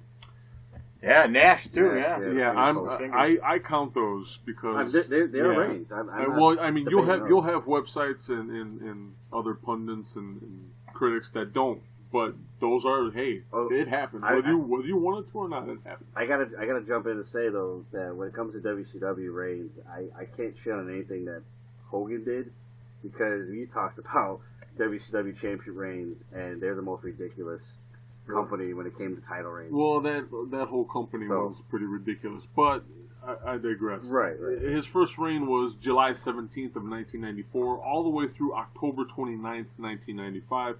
He won it at Bash at the Beach in 94 against Ric Flair, and then he lost it right before Halloween in 95 in Detroit, Michigan against the Giants. Yep. Yes. Andre's son. Yeah, for the longest time, that was a rumor. His second reign happened August 10th, 1996, all the way through August 4th, 1997. He won it in Sturgis during their Hog Wild pay-per-view against the Giant. And then he lost it in Auburn Hills, Michigan, against the Total Package Lex Luger. That was on Monday Nitro. Torture Rack, I remember that. That was the birthday present for me, having losing a title. I do remember that. I thought you were going to say it's when you got cable for your birthday. His third reign was August 9th, 1997 through December 28th of 1997. He won it at Road Wild 99 in Sturgis, pinning Lex Luger, and then he lost it in Washington, D.C. at Starrcade 99 against Sting. Sting defeated him by submission. Was it 99 or 97? 97, I'm sorry. His fourth reign was December 28th of 1997 through January 8th of 1998. Not that long of a run there. He won it on a Monday Nitro where he pinned Sting, and then he lost it in January, and it was declared vacant due to the controversy of the previous two title changes, so Hogan and Sting would fight for the vacant title at Super Brawl 8. And then his fifth reign, April 20th, 1998 through July 6th of 1998, he won it in Colorado Springs, Colorado on a Monday Nitro, pinning the Macho Man Randy Savage, and then he lost it in 98 in Atlanta, Georgia on a Monday Nitro against Bill Goldberg. His sixth reign was January 4th, 1999 again, through March 14th of 1999. He won it on a Monday Nitro against Kevin Nash. I believe that was the Finger Poke of Doom. And he lost it. I give that to my wife. Oh, sorry. Sorry, man. I had to. It was there. I'm sorry. He lost it at Uncensored in Louisville, Kentucky, where the Nature Boy Ric Flair pinned him in a First Blood cage match. Sandy. Oh. His seventh reign was July 12th of 1999 through September 12th, 1999. He won it in Jacksonville, Florida on a Monday Nitro against the Macho Man Randy Savage. He lost it in Winston-Salem, North Carolina at Fall Brawl 1999, where Sting pinned Hulk Hogan. His eighth title reign and final for the company, July 9th, 2000 through July 9th, 2000, just a day. He won it at Daytona Beach against Jeff Jarrett, and that was the whole debacle with Jeff Jarrett laying down in the middle of the ring and letting Hogan pin him. That had a lot to do with Vince Russo. Yeah. So that's where we are with his company. That's where we are with his WCW history there, as far as title reigns go. I know you Matt, you were brought up during all of this. This was this was you sinking your teeth into Hulk Hogan as a whole, more or less. I know, Paul, you weren't a big fan of the whole NWO Hulk Hogan, but I do have to ask you, watching him turn heel after all this time back at Bash at the Beach, how did you feel about that? You never expected it. Never expected Hogan to turn heel. I don't think anyone did. But Bobby Heenan gave it away. Bobby Heenan did, and everyone said it even, and I noticed it even as it was going on. He was like, whose side is he on? And I'm like, son of a gun, he's going to turn heel of all time. And when they threw all the garbage in the ring, you knew that he did something drastic. And Hogan always wanted to turn heel in WWF. He wanted to. He told Vince that. And Vince said, no, you're not doing that. You're the ultimate good guy. So, you know, that's like Christopher Reeve wearing the dirty Superman suit in Part 3. You know, and he was like, he's sitting there drinking and, get away from me, kids. It was the same thing. Damn it. Sorry. But, and you know what? I respected Hogan. I'll be honest, when Hogan first went to WCW and he was going up against Vader, I loved Vader. I wanted Vader to beat the hell out of Hogan. I did, as much as I loved Hulk. I loved Hulk. But I wanted to see Vader beat the tar out of him. You know, and he was also deflated. He was off the, you know, the Anavar and the testosterone, you could tell. Yeah, it was very. But when you know he ended up, but he was in the best shape of his life when it comes down. He was just cut up to be, you know, just I talk about people in shape. So anyway, No, we seen. I saw him a photo of him from Phoenix, Arizona, back in January, and he was at some wrestling event out there, and he's big as hell. he was shredded like crazy. What the hell, Oh my yeah. god! And I mean, at almost 65 years old, there he is. There's his back. Yep, and Brutus the Barber, clown. Don't he just have a big bozo nose on? But if you look at like I know we're talking about this, but you look at the size of Hogan's arms, as big as Beefcake's head. Yeah. Oh yeah. Beefcake's got a big meat head. So I met Beefcake once. He was a total asshole to me. Was it? That was at that place when we were at the Wizard Con. Oh, I was also dressed as Bozo. No wonder he didn't like and me. Wizard World, yeah. Oh my god. Oh yeah. You stole my nose. Yeah, he said cheesecake. Stupid. So, what I find interesting about his roughly first 2 years in WCW, right, 94, Mm-hmm. and yeah, about roughly 2 years until he joins the NWO, is them trying to, and correct me if I'm wrong, but them trying to bring back what was special about Hulkamania in WWF to WCW. The ultimate good guy, yet again. And from my knowledge, it didn't work. It didn't. No, not at all. Is it a different fan base? Because we're talking WCW now, where we expect more of a legit wrestler. We appreciate wrestling. I mean, we're talking Flair country. No, and I don't think so. Yeah, not at this point. You're not going to believe the same thing. Yeah, more than likely, it's not the NWA anymore. No. So you still have a lot of the fan base being NWA orientated, but that's not what WCW. But you don't have the same over the top gimmicks though. Even before WWE failed with gimmicks. At that time, they were. Yeah, well, They were. In WCW. WCW, that was after the eras with the Ric Flairs and the the steamboats and that kind of thing. Barry They were Windham, building yeah. to be more cartoonish and carnival-ish. They were playing catch up. They were. More or less. And I appreciate what you're saying, but I just really they were. And then you see Hogan coming in against the Butcher, which was Beefcake, and the Dungeon of Doom, and Well, the Dungeon of Doom is an exception. That's obviously Varsity Club. Was that after? Maybe I'm old now. I don't know. Varsity Club was, I think Varsity Club was late 80s. Yeah, I might be. My numbers. You still had I got Paul Simon. you still had Rotunda walking around in WCW at kind of the same gimmick. I mean, obviously they couldn't call them the Varsity Club, but Called him. Oh, I thought you were talking about something else. But yeah, but for me, what it is you have, and I speak from personal experience. You don't have WCW back then. It wasn't the NWA that I liked. And so you had like remnants of that, but you had them trying to go the way of WWF. They wanted to compete.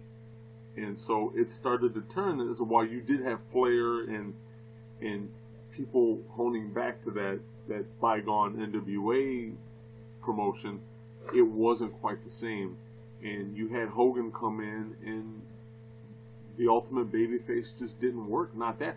And part of that was because it was a Southern promotion. They were regional, and they didn't have the same kind of audience. It was just predominantly Southern, and for whatever reason, guess what? Hogan as a babyface, they could give two shits. Didn't matter. Well, that was my point. It's a different fan base.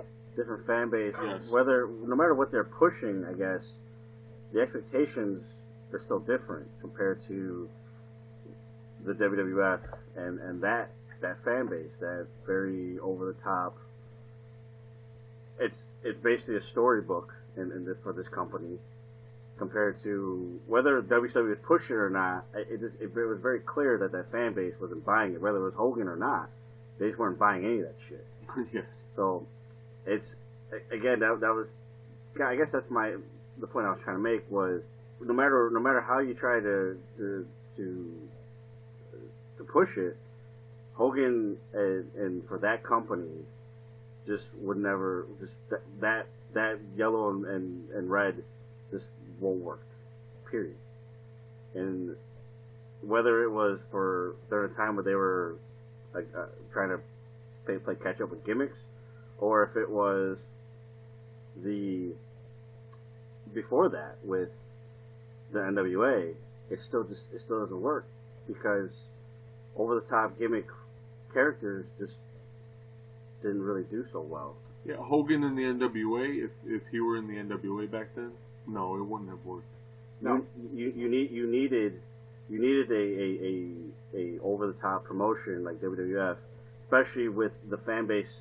And I totally agree with that. MTV was the big draw for WWF at that point, for WrestleMania 1 especially. And you look at that fan base that existed for that. I mean, it was, correct me if I'm wrong, most of it weren't really wrestling fans to begin with. No, So you're very right. That's why it works. That's why Hogan works. And no, in this regard, for me anyway, I think what it is there just needed to be a bigger platform. If the WCW had a bigger platform, it probably would have worked. And the only reason I say that is because when they did get big, and Nitro became a thing, like that became its own phenomenon. It was cool to go see WCW Nitro. It was cool to. It got to the point where obviously, like, they took over the Tonight Show with Jay Leno, and Eric Bischoff was on national television. Turner's money. Yeah. They literally put the fire under the rocket. Yeah. But they didn't have any fuel in the rocket for all the time. Then No. WCW. Now, would NWA? Here's a main question. If it wasn't WWF and it was NWA connected with MTV and Cyndi Lauper, would Ric Flair had been, as popular as like Hogan? I mean, would they had a Ric Flair cartoon in the morning? Woo! Yeah, I doubt that. But Space Mountain, honey. yeah, he definitely would have somehow breached, mainstream media. He would have crossed over. I agree with. I just agree don't with think that totally. in the same vein as Hulk Hogan. It might have. Because but he's not a superhero. That's You know? the superhero thing, and Yeah. it's really important, that superhero thing. Again, a lot of perfect storm stuff. Yes, absolutely.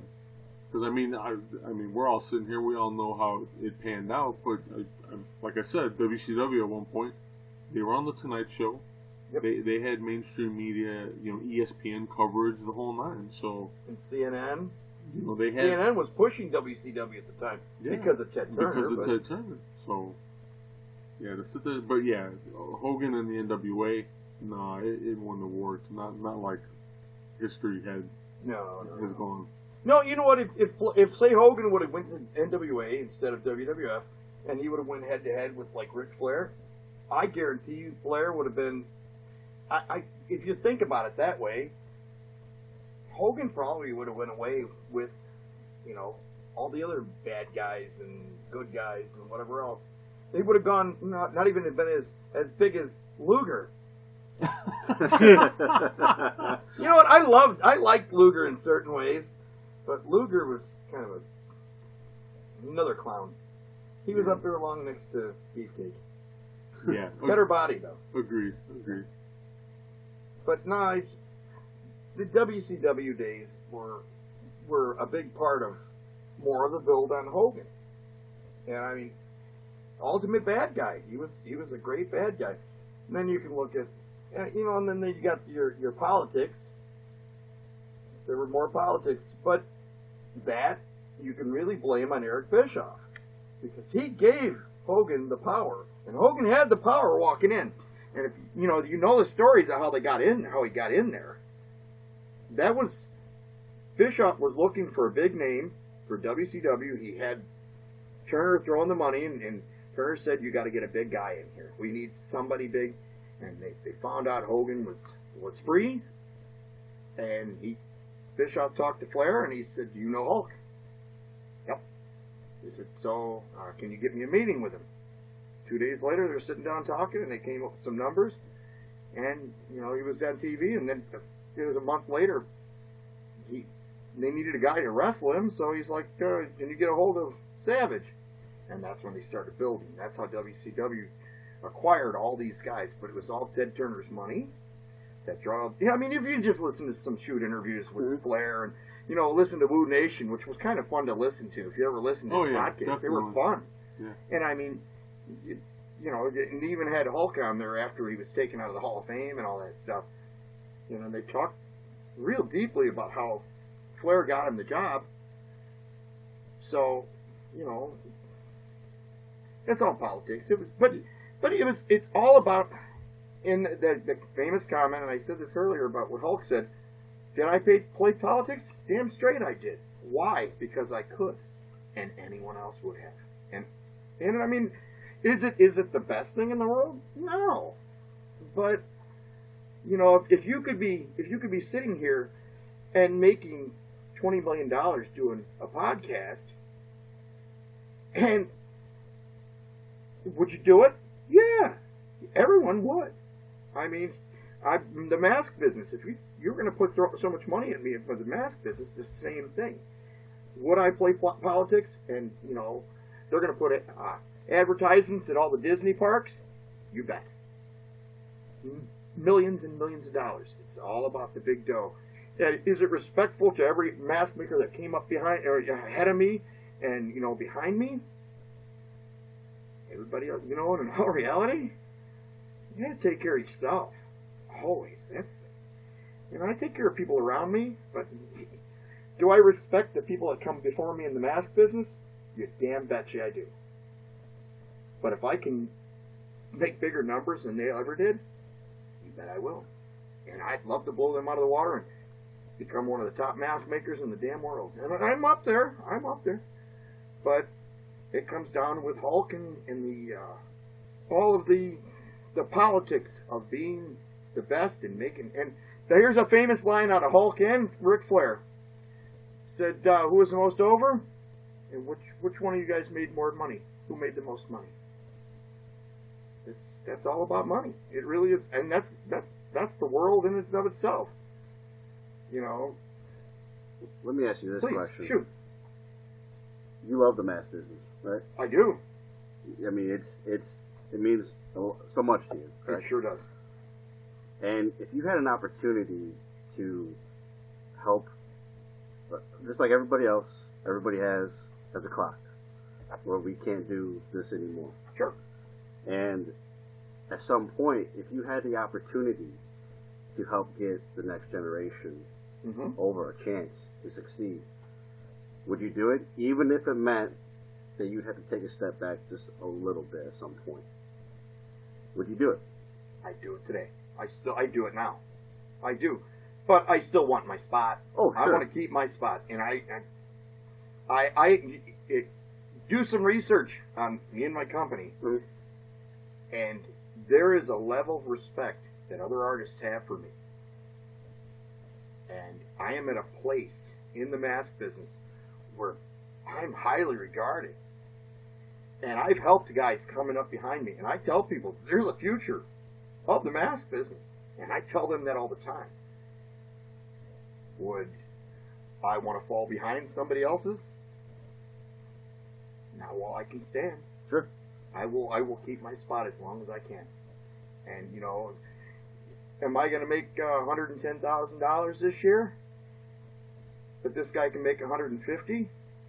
Well, I'd rather make $150,000 and he can make $110,000. Sure. Sorry, and maybe it's a little selfish, and you know what? That's human life. That's you.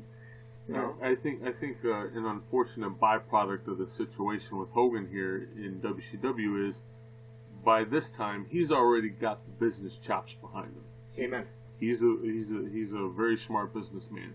So him politicking throughout his time there,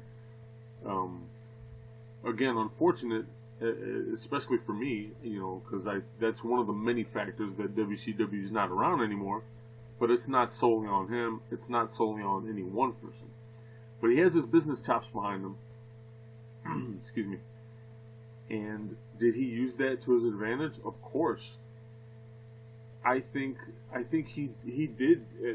There were a few times, and I think he did it sparingly, where he did take a step back and say, "Hey, okay, I'll drop the title to Goldberg, and we'll let that happen." But a couple months from now, or a week from now, whatever the date range you would like to use, I'm going to come back and we're going to work this, this, and this. And he knew, even if he didn't have a belt around him, he had the opportunity to make a fuck ton of money doing it, and it would keep him out there in the public, and it would keep him some level of over and keep that spot. And yeah, I mean, some of that was politics, some of it was business, but he knew his worth. He knew his worth.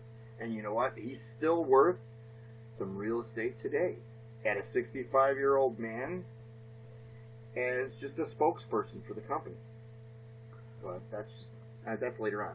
So, all right, and I know the Goldberg thing. I know the Paul White or the Giant did him over. But what about the guys that he ran with? What about the New World Order? You look at guys like Nash and Hall, who did such great work before Hogan ever joined the group, and they have all this buzz going, and Hogan joining NWO was like, you talk about the perfect storm, like that was perfect. Absolutely. Because it was one, you had the shock factor. You had, I mean, even as a 6-year-old kid, I knew what I saw that night, and I saw magic. Whether you were a fan of it or not, you knew you saw something special that night, and it made all the sense in the world. Like, we talked about platforms, and it was now for this younger generations to, hey, we're running with this guy. This guy's in our corner. And instead, what happened was, you guys did all this, you get the fuck back here. This is my group now. And what was so special about the NWO, very quickly, this is a group that could have lasted years, which it did technically, but let's face it, it should have died after the first year, because and it's not all Hogan. I will admit that, but so much of it was just Hogan and his boys, and it was at no point was it a level playing ground, where you look at something like the Bullet Club, for example, and you bring in a guy like AJ Styles, who, whether he's at the same level of Hogan as popularity, it's not the point, but you have a guy who, for all intents and purposes, today is the be-all, end-all as far as wrestling goes. And you point at a guy like anybody in that group. You took a team like the Young Bucks at the time, who didn't have a name, or Kenny Omega, who didn't have a name, and you're with us. You're not just our lackey. You put on that shirt, you wear those stripes, you're somebody. And it didn't feel that way. Even before it became ridiculous and everybody started joining the NWO, Sean Waltman joining the NWO should have been special because of what it represented when he left the company, WWF, to come to WCW. And that lasted all of 2 weeks. And it was like, he's just in the back. He's our caboose, if you will. And nothing more, nothing less. This is Hogan's group, and nothing else matters besides Hulk Hogan. I think part of that is business and what it is for me anyway. And again, this is just my opinion. But it's failed business, though. You're right, failed business. But my opinion is this. So Hogan comes in. Yeah, does he have everybody take a backseat to him? Of course, but they were okay with that. They were okay with that. They were okay with that because guess what? They're making money, and it wasn't just the clause of hey, for every guy we bring in, we get a bump in pay. There was that going on for sure, but on top of that, you have all that potential for extra revenue because Hulk Hogan's name is attached to it. They wanted to be there. They wanted to be there. Amen. To a Please, point. I'm sorry. Yeah, no, you're fine. Cut into you. To a point, I agree with you, but to a point, because if that were the sole situation, we wouldn't have heard of all the downtrodden attitudes and depressive attitudes that Hall and Nash had eventually working with Hogan and lasting that long as NWO members because they were unhappy being there. So if it was all happy-go-lucky, and that was the case, then great. But it wasn't, because they got tired of being there. They didn't want to be there anymore. You know, Hall started getting out of hand, and he didn't. You know, it got to the point where he was doing whatever the fuck he wanted to do, and what are you gonna do? Fire me? Eventually they did, but it took a while. I guess the moral of the story here is, if you are not the superstar, whether you're at the Hogan Group or anything, if you are just there, just happy to be there, you sure as hell need to think of the long term. Because once it's over, you can talk, Kevin Nash still made tons of money. Yeah. But for most of those guys, did they make tons of money after the NWO was over? What about prolonging your career? Again, I bring up Bullet Club. You talk about all those guys. They used that platform, and that equal platform, and they did everything they could, whether they're still in Bullet Club or not, to make themselves legit stars. Whether it be using pro wrestling tees, for example, to accentuate their merchandise. Saying, hey, we're not just Bullet Club. Like we got Young Bucks. How many fucking T-shirts that come out like almost every other week? It's insane. Tons, yeah. Tons. I mean, it's the long term. I understand it's a business, so make your money. But when you start just living in the moment, and you live behind this guy and say, we're just happy to be here because, you know, he's making us a ton of money, but he's only going to make you a ton of money for so long. Because just like any other major star, at some point he's going to say, well, I don't want to wear this anymore. And then what? And then that name, the NWO, doesn't mean anything. It should have meant something when Hogan left, and it didn't. Quite honestly, I think a lot of that is just that mentality of, you know, I'm here to make money. This is the business I'm in, and I'm here to make money. I just hope they learn from it. Do I get to be a part stars. of? Do I get to be a part of something special? Well, that all depends. But whether that happens or not, I think that's just the mentality of all these guys. This is their career path in life. This is something they chose to do, and they love it to the extent that they still want to do it. But at the end of the day, money might and usually does play a factor. I think. Sure. I think you have very few in-ring performers that sit there and actually love the business to the point where money isn't necessarily the first thing they think about.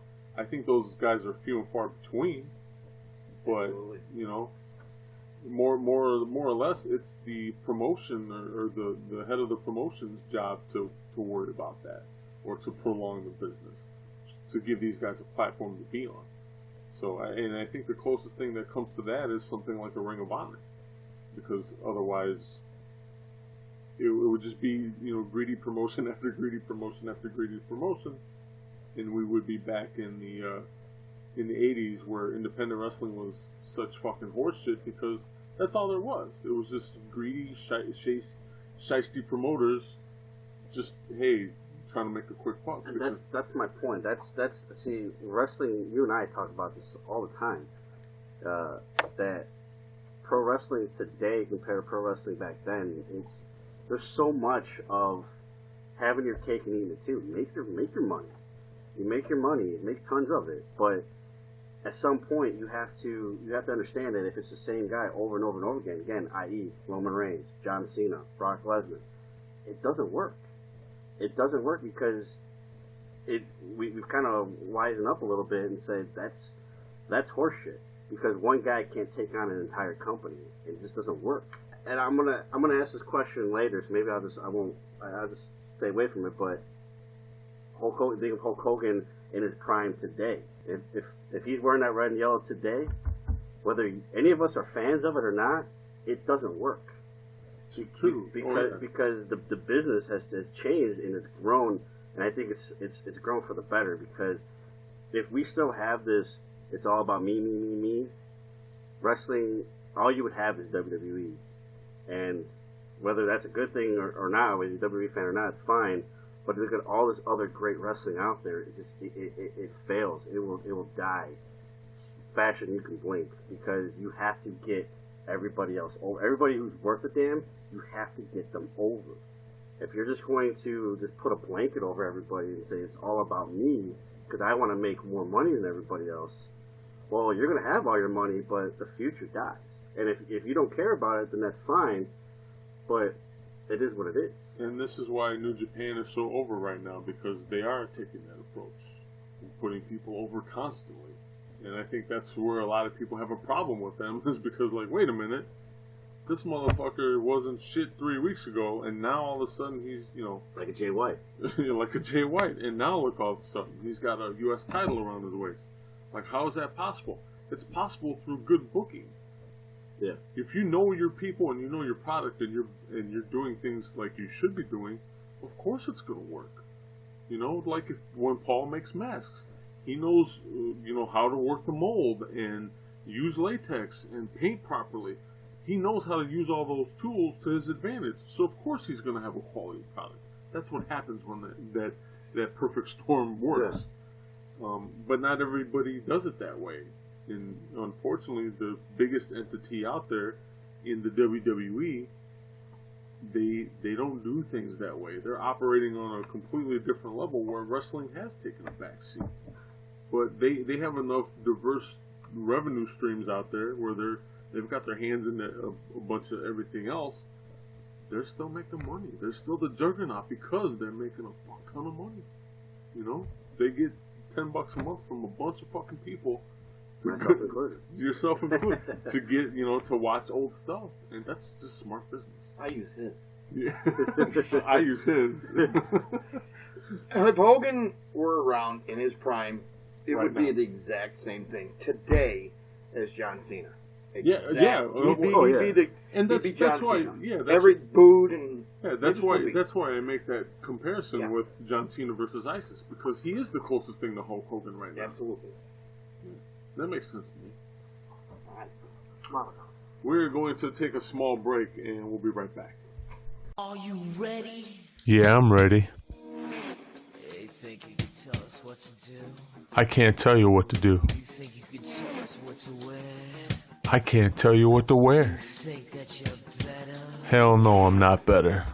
Well, you better get ready. But I am smarter. Bow to the masters.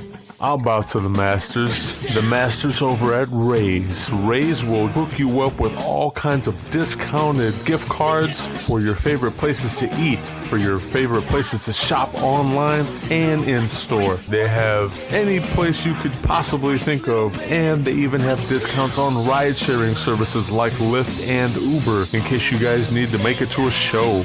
So hop on over and support the show. Support your 20x20 crew. Visit us for more information on Raise and discounted gift cards over at 20x20crew.com/podcast/raise. That's RAISE. 20x20crew.com/podcast/raise. And we got 2 words for you.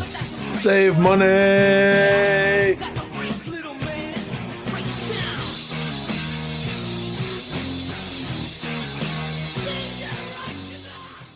Alright, ladies and gentlemen, we're back. Thank you for hanging in there with us during our Hulk Hogan Super Show here. Again, we have Matt, Joe, Mr. Wrestling 6, and Darkside Paul from DarksideStudios.com. So, wrapping it up here, I basically have one more question, being that we're all doing this Super Show for Hulk Hogan here. As this is being recorded, there is a lot of rumor and speculation going around about him possibly coming back one more time to the WWE. More than likely not in an in-ring performer sense, but at the very least, as an ambassador to the company. I definitely want to know your guys' thoughts on this. Is this something you definitely want to see? I'm pretty sure I already know Paul's answer, but I would like you to at least elaborate. So, go ahead. Yes, most definitely I want to see it. I think he'd be a great general manager on either show, whether it's Raw or SmackDown. I think that would be cool. I think a lot of people probably wouldn't like that, but like for me to just see him and interact with these other guys and, not so much run-ins, but not take shit either, I think would be really cool. stroke his muscle a little bit. Okay.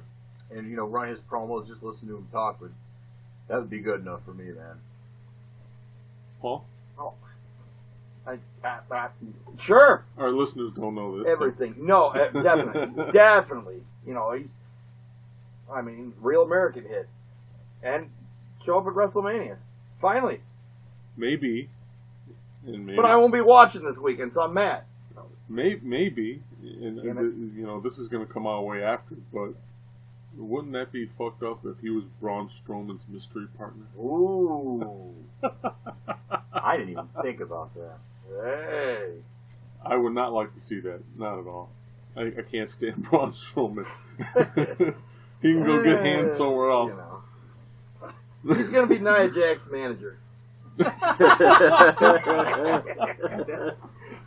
got her wiper backside. How about you, Matt? Oh, no. Would you be happy to see Hogan come back? I mean, at this point, what more damage can he do to the business? So come back, you know, do what you gotta do. No, I mean, when it comes to Hogan, I guess I don't know if you guys know that. I don't. Our listeners, I don't know if they know this, but I'm a huge Disney collector, Disney fan. So I'm accustomed to happy endings. So if this would be Hulk Hogan's happy ending, then yeah, fuck it, do it. It's cool for him. It's whether he's general manager or not. It's kind of like when Mick Foley was general manager of Raw. It's not going to mean a whole lot. It's not. You know, and that's coming from a big fan. Yeah, you're right. It's not going to mean a whole lot, but if it makes the fans happy, you know, there's a lot of negative remarks regarding Hulk Hogan. But as you said earlier in this episode, Paul, that you can say that about a lot of guys. And as people, stop with all the negative crap. You know, let whatever him and Vince need to go through to make the deal happen. That's between them. Keep it between them. We can talk about it, but at the end of the day, our opinions don't matter too much. Absolutely. So, as far as that goes, I'm not going to sit there and poke at a guy because of his mistakes. Because who the hell am I? Am I going to be excited to see him come back? No. But would I welcome him back? I never told him to go away. So it was one of those things that do it. If that's what's going to make him happy, if that's what's going to make the fans happy, then do it. I would love for him to come back and just not try to wrangle himself into like a main event mindset. Just be there for the company and start teaching these young guys. There's a lot of fucking young talent that need a lot of teaching. There's some things he could show them. He could show them. He would make a great fucking road agent. Absolutely. And let's be honest, if Jeff Jarrett is getting a spot in their Hall of Fame to smooth things over between him and the company so that he can become like a road agent or an experienced personnel for the company, I think Hogan would do a way fucking better job at that than Jeff Jarrett. Let's be honest. Well, in closing my comment, and it's probably not going to be very popular with some people, but you know what, in all reality, my opinion matters for shit. Let's be honest.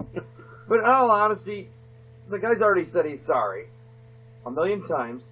Stop apologizing. I mean, what are you going to apologize to Mark Henry? Stop apologizing to Mark Henry. Tell Mark Henry to go main event against Andre the Giant at WrestleMania 3 and then see if he can body slam the big guy. And then, because you can't, fatso. I'm just messing around. But in all reality, I mean, how much can you apologize? You already did that. And, you know, another thing is, and I actually wrote this on his Facebook page. You know, he was talking about, you know, possibly, would you want to see me come back? And I said, you know what? I want you to come back. But I don't want you to come back if you got to take a ton of shit. If you got to take a ton of shit from management, you got to take a ton of shit, and you got to go on this big apology tour and all this garbage, just don't do it. It's not. How much more can you do after all this? You already went on The View. That was bad enough. Joy Behar. I'd apologize to her just for showing that big fat face on TV. It'll be interesting to see if this actually happens, because he was invited to New Japan for Wrestle Kingdom back in January. Yes. And the only thing that kept him from being there was, according to him, there wasn't enough money. And I think that speaks volumes, unfortunately, about the state of Hulk Hogan. You know, don't get me wrong, I get it. He's gone through some shit. We've all gone through some shit. Do you want money? Hell yeah, everybody wants money. But you at some point you've got to like let that shit go and give back. You've got to give back. You want to be a part of something, sometimes you've got to take that step back. I think if he does come back, this is the perfect opportunity for him to do that. He'll still make money. Obviously, they're going to pay him to be there. Yes. But at least this time, he has that opportunity. Take that step back, help those young guys, help the product overall. So then that way, guess what? Years to come, there'll still be a product available, and they'll still be talking about Hulk Hogan. Wow. But also, the current news is that Supershow, that Ultimate Royal Rumble thing, The greatest Rumble ever. the greatest Rumble ever, that I guess Saudi Arabia wants, no matter what, they're willing to pay the money to have Hulk come back in, and Vince has information. I guess he wants to work alongside them. And I just saw this sometime No, that's earlier. very true. I heard just, the same thing. Just came out. I won't say today or tonight. He told me not to. But word's out. So if they're willing to pay the money, bring the guy back, then, you know. I don't want to see him wrestle, though. No, I don't want to see him wrestle, and I don't want to see him dressed as Mr. Nanny. Yeah. You know, with the tutu. I want to see Joe in a 4-4. A 4-4. No more. I'm sorry. I'm enough of my stupid jokes. I'm gonna before we wrap up, Sure. First of all, Paul, I want to thank you. This is the first time that Yes. you and I have sat and talked wrestling. Thank you. Sure, no. I mean, I hope that you will join us again, and I get to pick your brain some more. Randy Savage next time. All right, cool. Yeah, we heard it. Yeah, And Warrior. Oh, that'll be a fun The one. Warrior should be an interesting one. Yeah. That should be A lot of interesting. laughs. Because I think with Warrior, I think we were all on the same page. Where there was Yeah. definitely some fandom there. Yes, we are. Yeah. And then it's just like, what the fuck? We were just talking about diarrhea also. Viral diarrhea. And then we'll put Warrior in there along with his ugly wife. But, oh, sorry. No, I'm not. That hag.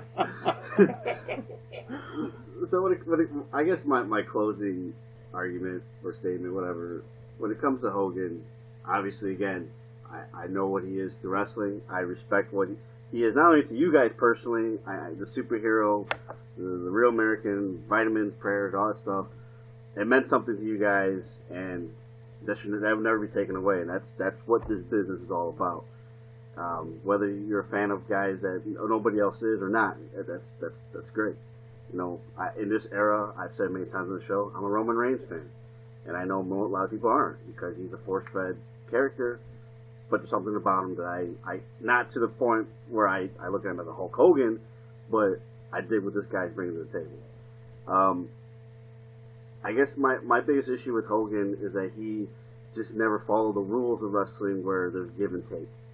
It was not all take, but it was pretty much, I take all this and you can have, I got enough here, you can have this. And that's what it felt like throughout his time in WWE and WCW. It got better as he got older. Him and The Rock put on a phenomenal match at WrestleMania 18, I believe. It happened other times too, where he got some of the younger guys over him, and maybe the old man in him said, "There's no point anymore, so let's get these other guys over." So I would love him if he were to come back to do the same thing, and not in the wrestling ring per se, but to give back to the business that made him what he is. Because Hulk Hogan may have got wrestling out of the carnivals and the gymnasiums, but in all reality, it was WWF that got Terry Bollea into the Hulk Hogan gimmick. Without that, I don't know who, maybe he'd just be a guy working out at Gold's Gym in Venice Beach, which is, whatever. But give a little bit back to the company that made you a star, and that's my only wish for Hulk Hogan. And I never got that impression from him watching his older stuff. And again, it was, I full-heartedly admit, it could be the young age. It could be the not product of the time. But regardless, the only thing that want out of Hogan now is to just show the respect to the business, because money's great. Money, you should always try to get as much money as you can. Trust me, I know what it's like to struggle. I know the importance of money, but respect is so much more. So much more, because your legacy, and Hogan's seeing it now, is based off respect, not about how much money you made. Because you can have your millions, and it doesn't mean shit if you're sitting on it alone. So maybe that's my piece of advice to the Hulkster. Yeah, very true. Darkside Paul, where can people find more out about your masks and your company? Before I plug, I just want to let everybody know that Matt has a naked picture of Nia Jax over his TV. And it looks like a rhino taking a dump. But I'm sorry to prove that to you guys. I'll put it on my Facebook page later. Oh shit, that's my wife. Holy cow. You're giving away my secrets. No, Darkside Studio you can go DSS Masks, or you can go to darksidestudio.com, or you can go on Facebook and you can just look at Darkside Studio. That's what you'll find. You'll see my ugly face on there. I do live feeds once in a while, and you get to see me work and pictures. Are you on Twitter? I am on Twitter, but I'm not. I don't really do Twitter much.